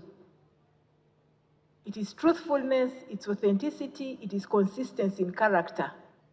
Now, when we talk about truthfulness, I know for sure that many of you people told lies or made empty promises there in your constituencies. I don't know which constituencies, but you made certain promises. So when we talk about truthfulness, authenticity, those people will put you to task. They will say, you came here, you promised A, B, C, D. Where is it? So if we are to be leaders of integrity, we've got to be consistent in character, we have got to be truthful, we have got to be honest. A person of integrity does not shift with convenience. You have agreed in the House that we are taking this direction, and then suddenly you are shifting goalposts. At law school, they tell us that a human being is subject to change of mind. But you have reasons and justifications. You've got to act with honesty, even in difficult circumstances. In national leadership, integrity is not optional, but it is essential. Integrity is doing the right thing even when nobody's watching. It is being consistent with your words and actions, and it's the backbone of character and the foundation of trust as well. Now, how do we become a person of integrity? It's a lifetime journey. It involves repeated small choices, sometimes choosing what to do, what is honest, what is right, what is ethical. You've got to identify and live your values and be honest even in your own interactions with other professionals, even at a personal level. You've got to fulfill your commitments and responsibilities as well, and do the right thing even when it is hard.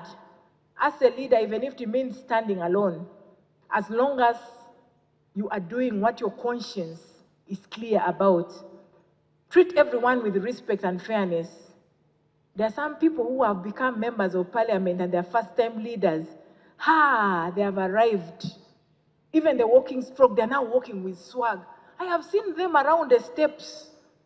If I could demonstrate how they climb steps here. When they arrive in Parliament, the way she holds her handbag or the way he's holding his briefcase is quite different from the usual. Now, leadership is about humility, you people here. Because in a short while, that position will be gone and someone else will be taking on that responsibility. Treat everybody with respect and fairness. Take responsibility for your shortcomings. Because there's nobody who is perfect. Even leaders make mistakes. Even me here, I make mistakes. But do I take responsibility for my mistakes? Some people want to shift blame. No, I was ill-advised. No, it was not me, it was so and so. It was the technical people who misguided me. Take responsibility. Follow rules and procedure. You have got rules of Parliament. Follow rules and procedure. Maintain confidentiality in your interactions. Especially for the honorable ministers, cabinet decisions, cabinet discussions are confidential. They don't have to come out. But there are people who, even before they leave, they're already making calls. Hey, by the way, cabinet was deliberating on this today. Confidentiality in your interactions. There are benefits for having integrity. We talked about building trust. Integrity builds trust through reliability and dependability. People will want to depend on you because you're trustworthy, you're honest. You have demonstrated leadership with integrity. Integrity also strengthens individual reputation, it encourages personal growth, and promotes the development of more effective leaders and enhances decision-making. It promotes an open and supportive work environment, and it is related to transparency. I will not talk much about transparency because it is quite related, but I would like to touch on servant leadership. Leadership is not about privilege, but it's about responsibilities. Many a times we leaders wait to be served, but you have got the responsibility to be the servant and serve others. The decisions you make will shape the lives of people throughout the country. Leadership is therefore not about service. The people want good roads, they want quality health care, they want improved schools and clean markets. Are we able to focus on those and ensure that the people feel our presence as leaders? It's about having significant impact. In the 5 years, what is your target? I know you have set goals. Are you able to make a significant impact in your constituency that people will say, this leader, I think should come back. He was able to achieve this, and that. The true test of your tenure will be the positive impact on the people. So choose service over self-interest. You must therefore lead with fairness, with dignity, with restraint, with accountability also. Because if you're accountable, you will build the trust we are talking about. You will be able to make that significant impact we are talking about. So lead with fairness. So as I conclude, leadership is about collective responsibility. The fight against corruption is not the duty of one institution or several institutions, nor is it the duty of one leader. It is a duty for all of us in this house, like I talked about the political will in the beginning. So it's my prayer that we are able to legislate with integrity, this integrity we've been talking about, that we govern with humility, and let us serve with accountability. Let us inspire our youth and people out there, and citizens, to believe in a corrupt-free Uganda. Because when we talk about the transformation of Uganda, it will not be achieved solely through policies, through plans, through budgets. It will be achieved through ethical leadership. So as you begin your tenure, you will encounter pressures to compromise. You will encounter pressures to also conform, to remain silent in the face of wrongdoings. In those moments, I urge you to choose integrity. Build a reputation that will endure beyond your term of office. Surround yourselves with principled individuals, fellow leaders, colleagues. Stand firm in your values, even when you must stand alone. Thank you very much for listening to me. May God bless you.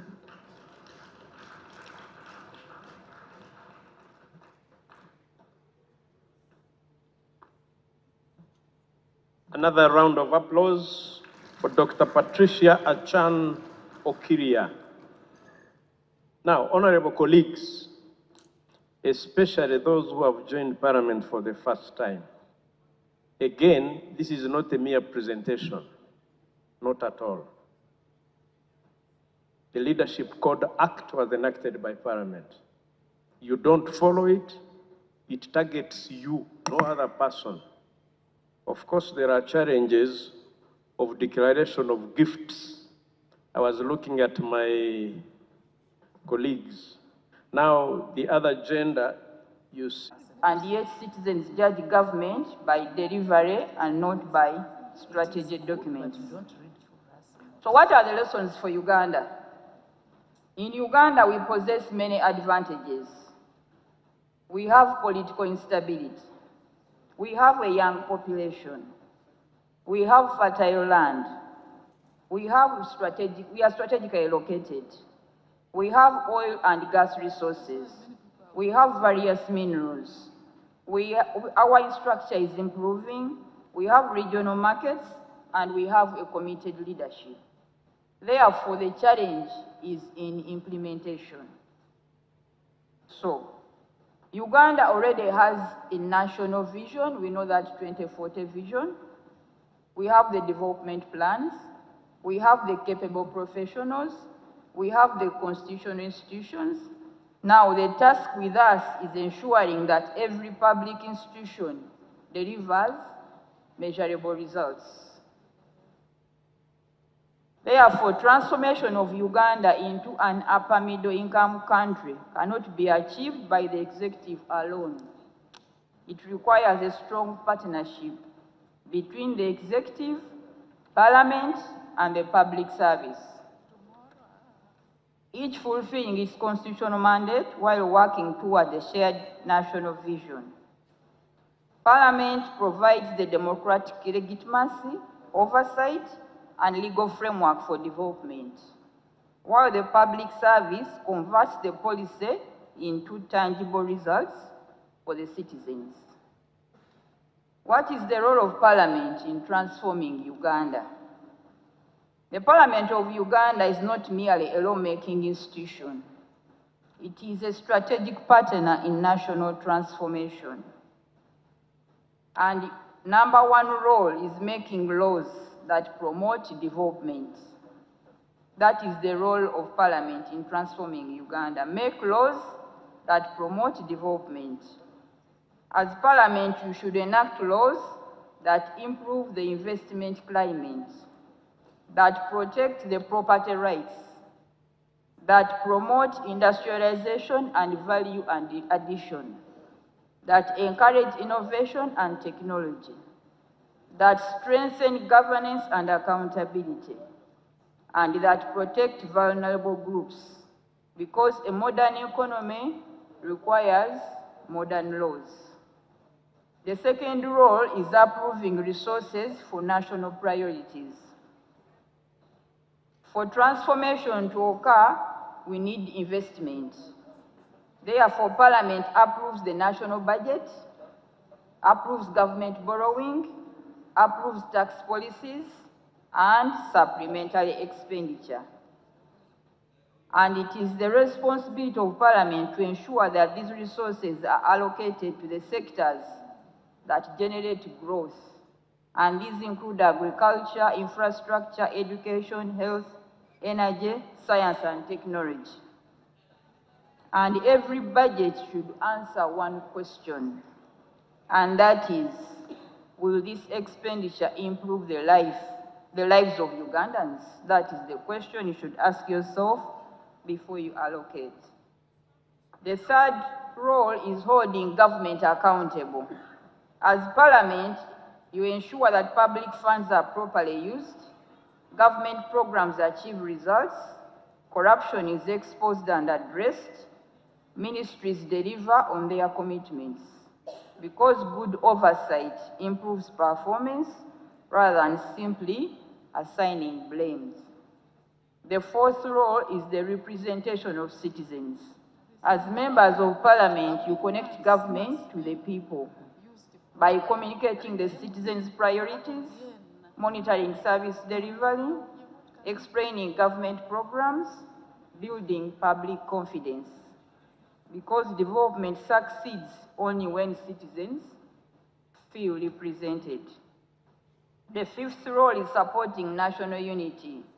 Parliament brings together representatives from every part of Uganda. Through constructive debate and consensus building, it therefore strengthens national cohesion, inclusive development, peace and stability, and we all know that political stability is essential for economic transformation. And what is the role of public service in transforming Uganda? The public service is the machinery that turns government decisions into results. Policies do not implement themselves. Budgets do not spend themselves. Laws do not enforce themselves. But civil servants make the government work through doing that. So the first role of the public service is implementing government policy. The public service converts cabinet decisions into action, implements legislation, delivers public programs, coordinates ministries, departments, and agencies, and the implementation determines whether citizens experience the benefits of government. The second role of the public services is to provide services like education, healthcare, agriculture, security, roads, water, name it. Citizens judge government by the quality of services they receive. Efficient service delivery continues to build the public trust. The third role of the public service is advising political leaders. Permanent secretaries and technical officers provide evidence-based advice, policy analysis, financial guidance, risk assessment, long-term institutional memory, because the professional advice helps the ministers to make sound decisions. The fourth role is managing public resources. The public service safeguards public money, government assets, the human resources, the procurement, the records, name it, because integrity in public administration protects the national resources. The other role is driving performance. Modern public servants should focus on results, on innovation, on digital government, continuous improvement, measuring outcomes, because transformation requires a performance-oriented culture. The public service ought to fight corruption, because corruption diverts resources away from the schools, the hospitals, and the roads, and communities. Therefore, public servants must uphold integrity, enforce financial discipline, strengthen internal controls, protect whistleblowers, reject conflict of interest, and every public servant is a guardian of public trust. So the parliament and public service are a partnership for transformation, and that is what that table shows. Parliament makes laws on the one side, and the public service implements it on the other side. They approve the budgets, and the public service uses the resources efficiently. They provide oversight, while the other side, the public service delivers the results. They represent citizens, while the other side, the public servants, serve the citizens. So transformation depends on a mutual respect between the political leadership and the professional administration. The two of them have a shared responsibility, that is parliament and public service. And for Uganda to achieve a sustainable transformation, parliament must legislate wisely, allocate resources strategically, and exercise constructive oversight. While the public service must implement efficiently, manage resources with integrity, and deliver measurable results. When these two institutions work in harmony with the executive, government becomes more coherent, accountable, and effective. The citizens of Uganda do not experience government through policies, nor acts of parliament, nor cabinet papers, or budget speeches. They experience government through the quality of roads they drive on, the medicines available in the health facilities, the quality of education their children are receiving, the access of clean water, electricity, jobs, and the like. So for the ordinary citizen, the ultimate test of government is not what we promise, but what we deliver. So that's why we are saying, why is it that governments sometimes have excellent policies, sound legislation, adequate budgets, and competent leaders, yet citizens continue to complain about poor service delivery? And I'm saying this answer is simple. Development does not occur when policies are formulated. Development occurs when policies are successfully implemented. The trust test of government is not the quality of its intentions, but the quality of its outcomes. Citizens do not eat policies. They don't drink legislation. They experience government through services. For example, a mother experiences government through the availability of medicines in the health center. A farmer experiences government through access to markets and agricultural support. A student experiences government through the quality of education. This is why the journey from policy to impact is perhaps the most important responsibility entrusted to both Parliament and the public service. So why does this discussion matter? This discussion matters for the following. Uganda has no shortage of good policies. In Uganda, we have the Vision 2040, we have the National Development Plans. I think now we are on NDP 4. We have the Parish Development Models, the MIOGAs, the UPEs, the USEs, the Wealth Creation, name it. Yet the recurring question remains, why do some programs achieve their objectives while others fall short of expectations? So the answer often lies not in policy formulation, but in implementation. Across the world, governments succeed or fail not because of lack of ideas, but because of their ability to translate ideas into tangible results. The challenge before us, therefore, is not merely policy design. The challenge is implementation. So we therefore need to understand some of the concepts first before we delve further. What is the purpose of government? Government exists to create public value. Public value means improving the well-being of citizens.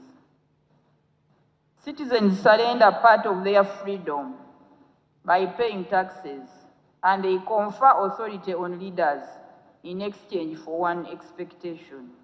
And that expectation is that their lives will become better. Therefore, everything government does should ultimately answer one question: how does this improve the life of a Ugandan? So, what is the difference between government activity and government impact?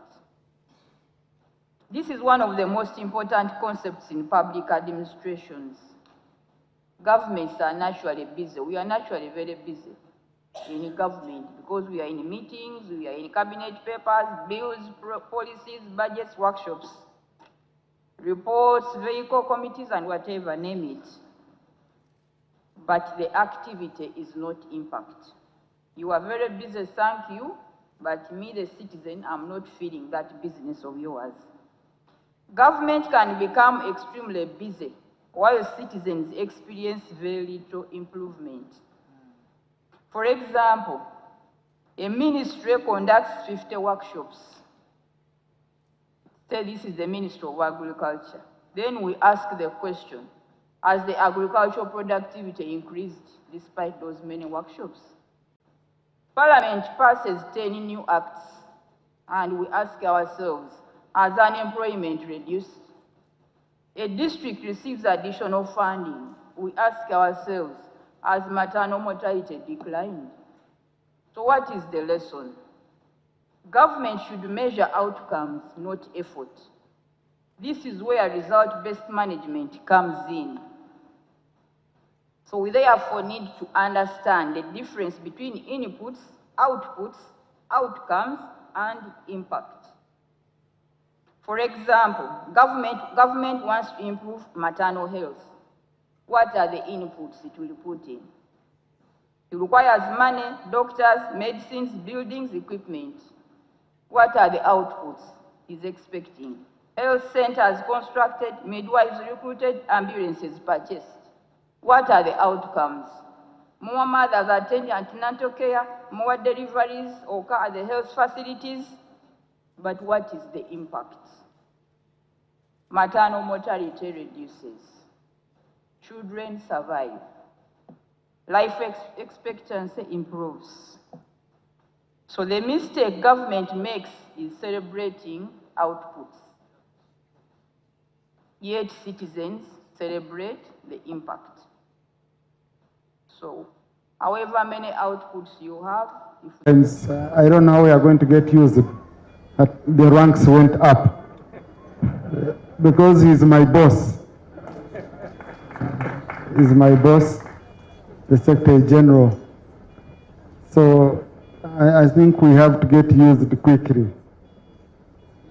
And abazire bitu na n'abantu ba mukama mwena mukama simu. Ninza kurakuka kugenda okwanduhire munonga nabanza bushenyi inajekera His Excellency the President atoke rwan kuna rugayo. I had to go to Bunyangabu because our colleague member of Parliament, Honorable Victor Karins, lost the child, so we had to bury for him. I'm here, and tomorrow at 6:30 a.m. we have a golf tournament, a golf game, Parliament versus UPDF. And you know these soldiers, for them, even if they spend the whole night awake, they beat you in the morning. So we have to go and prepare. Nyoni yetaga kubyama anuke jana nyentera musurukari. Niyo chance itwile. So Witonzai and the Iraqis, my brothers, now here is a throat where MPs will be tomorrow. But I'm very happy. I can arebo my sister Beatrice Mao, Umcharawa Honorable Robert Mao, and a person who has helped me so much and who calls me at any moment to say, my young brother Twazo Honorable Mike Mukura, and has been mentoring many of us. Frank, I gave you my schedule much earlier. So my wife has been waiting. She wanted to come much earlier. I said, Andinda, tuije kumwe, abokuba, this young brother of mine, ninyenda kuija kumuhera ubujurizi, nko muntu mukozi, kandi muntu we are proud of.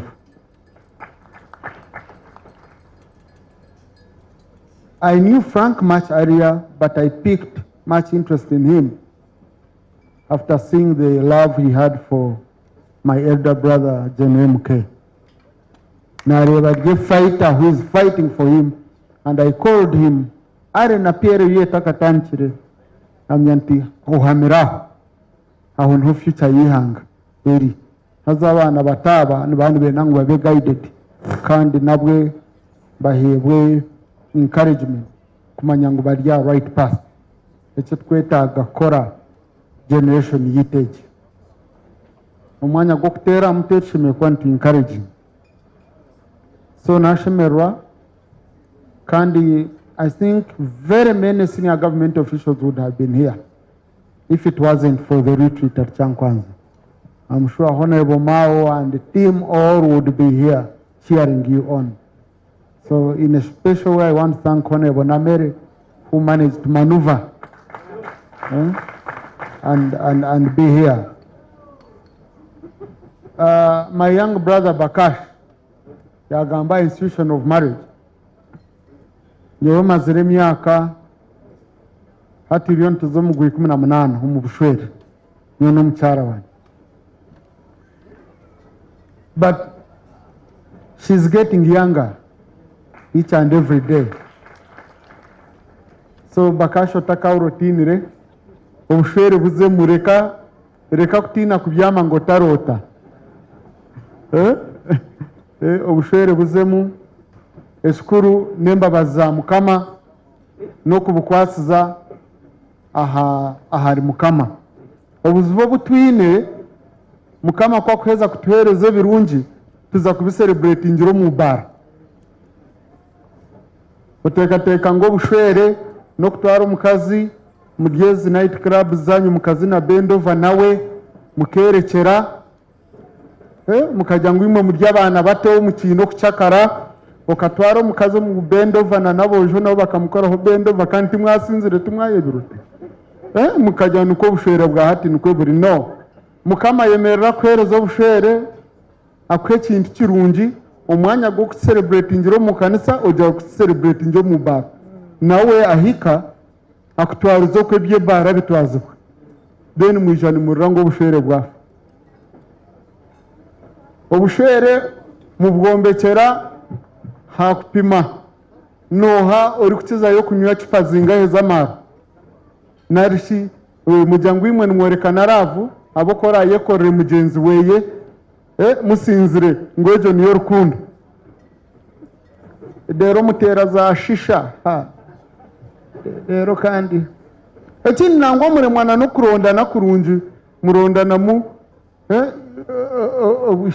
abishyomo kandi abishate bakabonera stantabura mwana yona mwene omusimu nkunku kumureba bonire ngamba no mucyara wanyanje konka ntukurariwe kurota karibwa riwe konka mpeza mugambira mjantevyo nebyo ganira infero kwe mamije tata nawe kwa ninjira nawe kwa kurebo abashija bari abinobo obo fuba buriho butafari na wasima nka baba cyara tubagamba nkitwe agendera yaso agenda na nibo ine one pack niko tuombeche tusoma kagit kumaraho ki. So I think it's been blissful nyowe izoba na rimwe nyoni ntekateka ngo imigisha yone nyine nkagiho mu bushwere my wife brought me blessings. So nienda kwagambira abasigaza batakashwire, if you have a wife you love, you are committed and you believe in that institution of marriage, it can only bring blessings. Konko shwera buza wagenda ukafaka gayabura ngo bwishyi bubonire kana giroko abakangwaje nabagamba ntaba bishyi babonire amwiki mwabonera kumurabone mukatubonera twena ntuza kubayora twena niko mbakigo kutugambaga ngo waye manyobunuzi no 20 kafeni. So ate mushi yabonera akabonera bona twena twiza tukatera yuwo kijoka yabura ngoshera acho abwacho takuja kubona we takuguma na turevera twena. So na nimwa bishini mutekwa kwe kumaje mutekwa kwe kumaje mwana mwenda mbona abashija nkita tokwija kuba burya umwe wakusibano Yehuba na buryo umwe ukijoka jya mutegwa n'ingushera nga dero bagende nibangambura. So ninjira nichukuru muno konkanya wechi nkumanya bushwere baka murumuna wan yaza bakashi ni nyendo shwe ninza kwije ni tujano shwe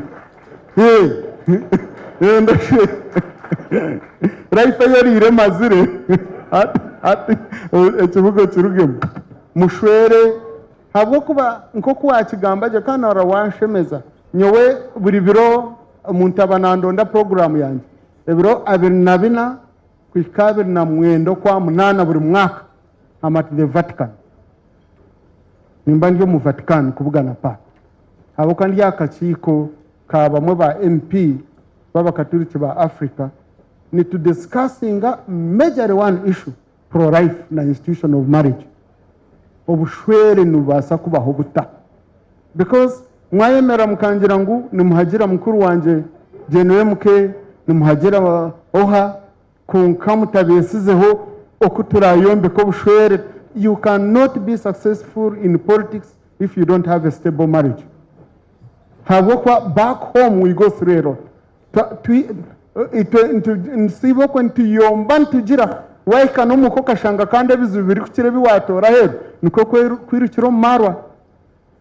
So tasha ninkushaba abashija tukushaba munongo bumwe Franco kutinkumanye mushabire yeye uko tugambere byinze twagamba business twagamba itakangambera ngo tuze kushabizo banari Mangame tuze kuronda sente, tuze kuronda. So konka omuchara niwo kutibano chuzayo niwe pastor weka. Pastor weka ori kuchirayo. Obushwere wabuteka amahega agi main pillar ruhanga. Tibukari. I mean, I've seen it. Nyechindi kugamba tikuja ndiyo nimpa speech for the sake of it. Ninchirebo mchara wanje. Ahibi kunshobera na baine group zeza kushaba nazo banshabira na nyinchongera hakashara kanja karikache ndebe bintu byaterera. So omuchara no besa hweka no yombekeka. Ekindi abashija no manya nimwemerera muzo mu kintu kandi mutenzire kukizama. Tinkumanya bwaki. Otandiko jire bintu munoshereko mukaze bintu nogira. Now in the Nishoma report, I think twin center ziri kurenga over 120 billion Uganda shillings stuck in NSSF Bank of Uganda. Habwo kuba aba spouses nibafa batagambire abachara babo narishabashija babo kabina account. Sasa ni mwa bakazi mwegire kushereka sente eje mche mukamutajine konkewe rumbyegire. So nimba shaba do total disclosure. Kwata accounts zawe reka family manyengu ziriho. Twine families nyingi ziriyo nizibonabona kandi obwe babire barya bagiga konko kushereka nebintu ekindi Frank ekinkushaba nyowe kukirayo kandi nkirize ekinkushaba nka murumuna wanjye. Empower your woman. Otakatina n'umukazi kugira sente nyingi akazi kukiza. Otakakitina akwanya omukazi wanje nankiza sente. I think my wife is richer than me. Ambassador Donia knows me very, very well at family level. I think my wife is richer than me. And Beatrice, my sister, knows me. Beatrice Mao. Empower your wife. Reko mukazi akore agire sente akukize ne sente. Bayenda bakushechere ngo mukazi na akutiza sente tabifa. Habo ku mukazi akasente ko kakora nakagaruzo mu family. Twabashija kutukugira akasente tandika kureba marari. Na nabana batukora target. Abishiba mango ina kasente witonzogo. No moko kusaba bamuhigire. Amwe nderezi wagamba otaka rugira abara kushabe namba ninkusasa nyoti nyine mutanshaba. Yonka hwamu mutanshaba sente tinzini. Ndebere na social media bakunga maunye ngumi. Weshingiye ngumi mbire ninze bahane zanyu. Nimufati timugenda mukarye zanyu nkarye zanje ebindi bikagira. So ninkushaba empower your woman. Habo kwato manyenyencha kare. When I joined the politics, I surrendered all my businesses to my wife. And I've had peace. And surprisingly, she has more than tripled the value of the businesses. So I mean, konkura nkomushija no shereko mukaze byawe. I mean, I wonder nyebuza kanshoka shwero wachi. Konka you know, kandi norebito mbakiga twine bya domestic violence. Omukazi wa mutero ruhire na barakugaruriza. Itotivi tinka wa manyomba hima. Okubiri konkito mbakiga tarihona nibyo kuripotinga. Wari mutera arakutera urosa kutuza no ruwa mutera. Muragata gata kahire garahwera ho. Birahwera. So konkati oyebuze ninkushaba wayijaga wagire bizibu no mukazi murare mu bigambiro. Umushija nayemereje mu mukazi ateri busha aheza zo ko nyamarwa ijatandika kumugonerekiro. Ata mukazi ningira kwata ayebuze induteze nyondo. Indishke asidi ndumwese spona ndukorere cyo. Arhabara rara bajire na helmet.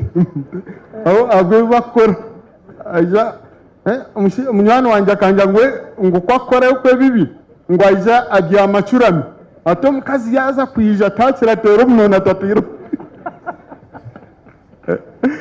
So nishaba muganire n'umucyara wawe mubigambeho obushwere kandi nimbaraganize. Some of us are going to be good examples for you. Kugira ngo mugumene mukimanya ngo obushwere ni burungi kandi obushwere ni bwetagize. Franco in a very many followers who are young people. Ninkushaba babere example. Ba ambassador w'obushwere. Bagenzi banje basigaza bashwiromo. I request you, let's be ambassadors of good marriage. Then to encouraging abandi abana kushwera. Fadil, let's be good ambassadors of successful marriages. Then abandi nibaza kureberaho obushwere bugendeke. Nebyo byingi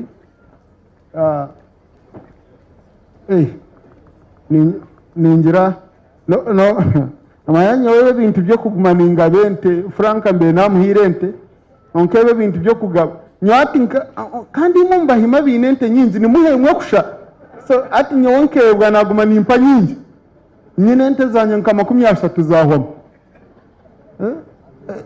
pente ente nagaba kasha tuzahoma kangwaje mnyana wanje takampaga nente kandi ari kumanya fati mbegire tinchi bahe ati ndenda gumanda ba kasha kugira ngo ente zanje zikumeze kanyiri beno zo wa neighbor ogureyo ambassador Adonia campaign ndiyo ninkwasiza konkat Franka mbe nakwirente ati ndayongere ndijaha okirize nyono mucyara wanje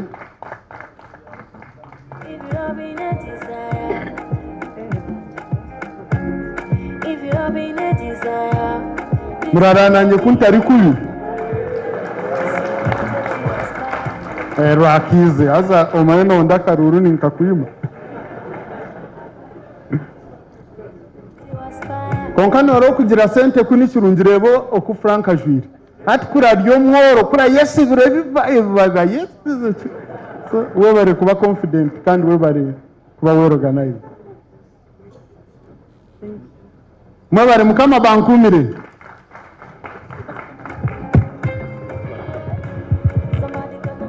ogogo wanje mwenda mugoti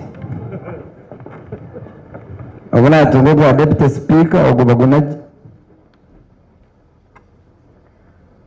wow okay right honorable speaker yona bagirango mu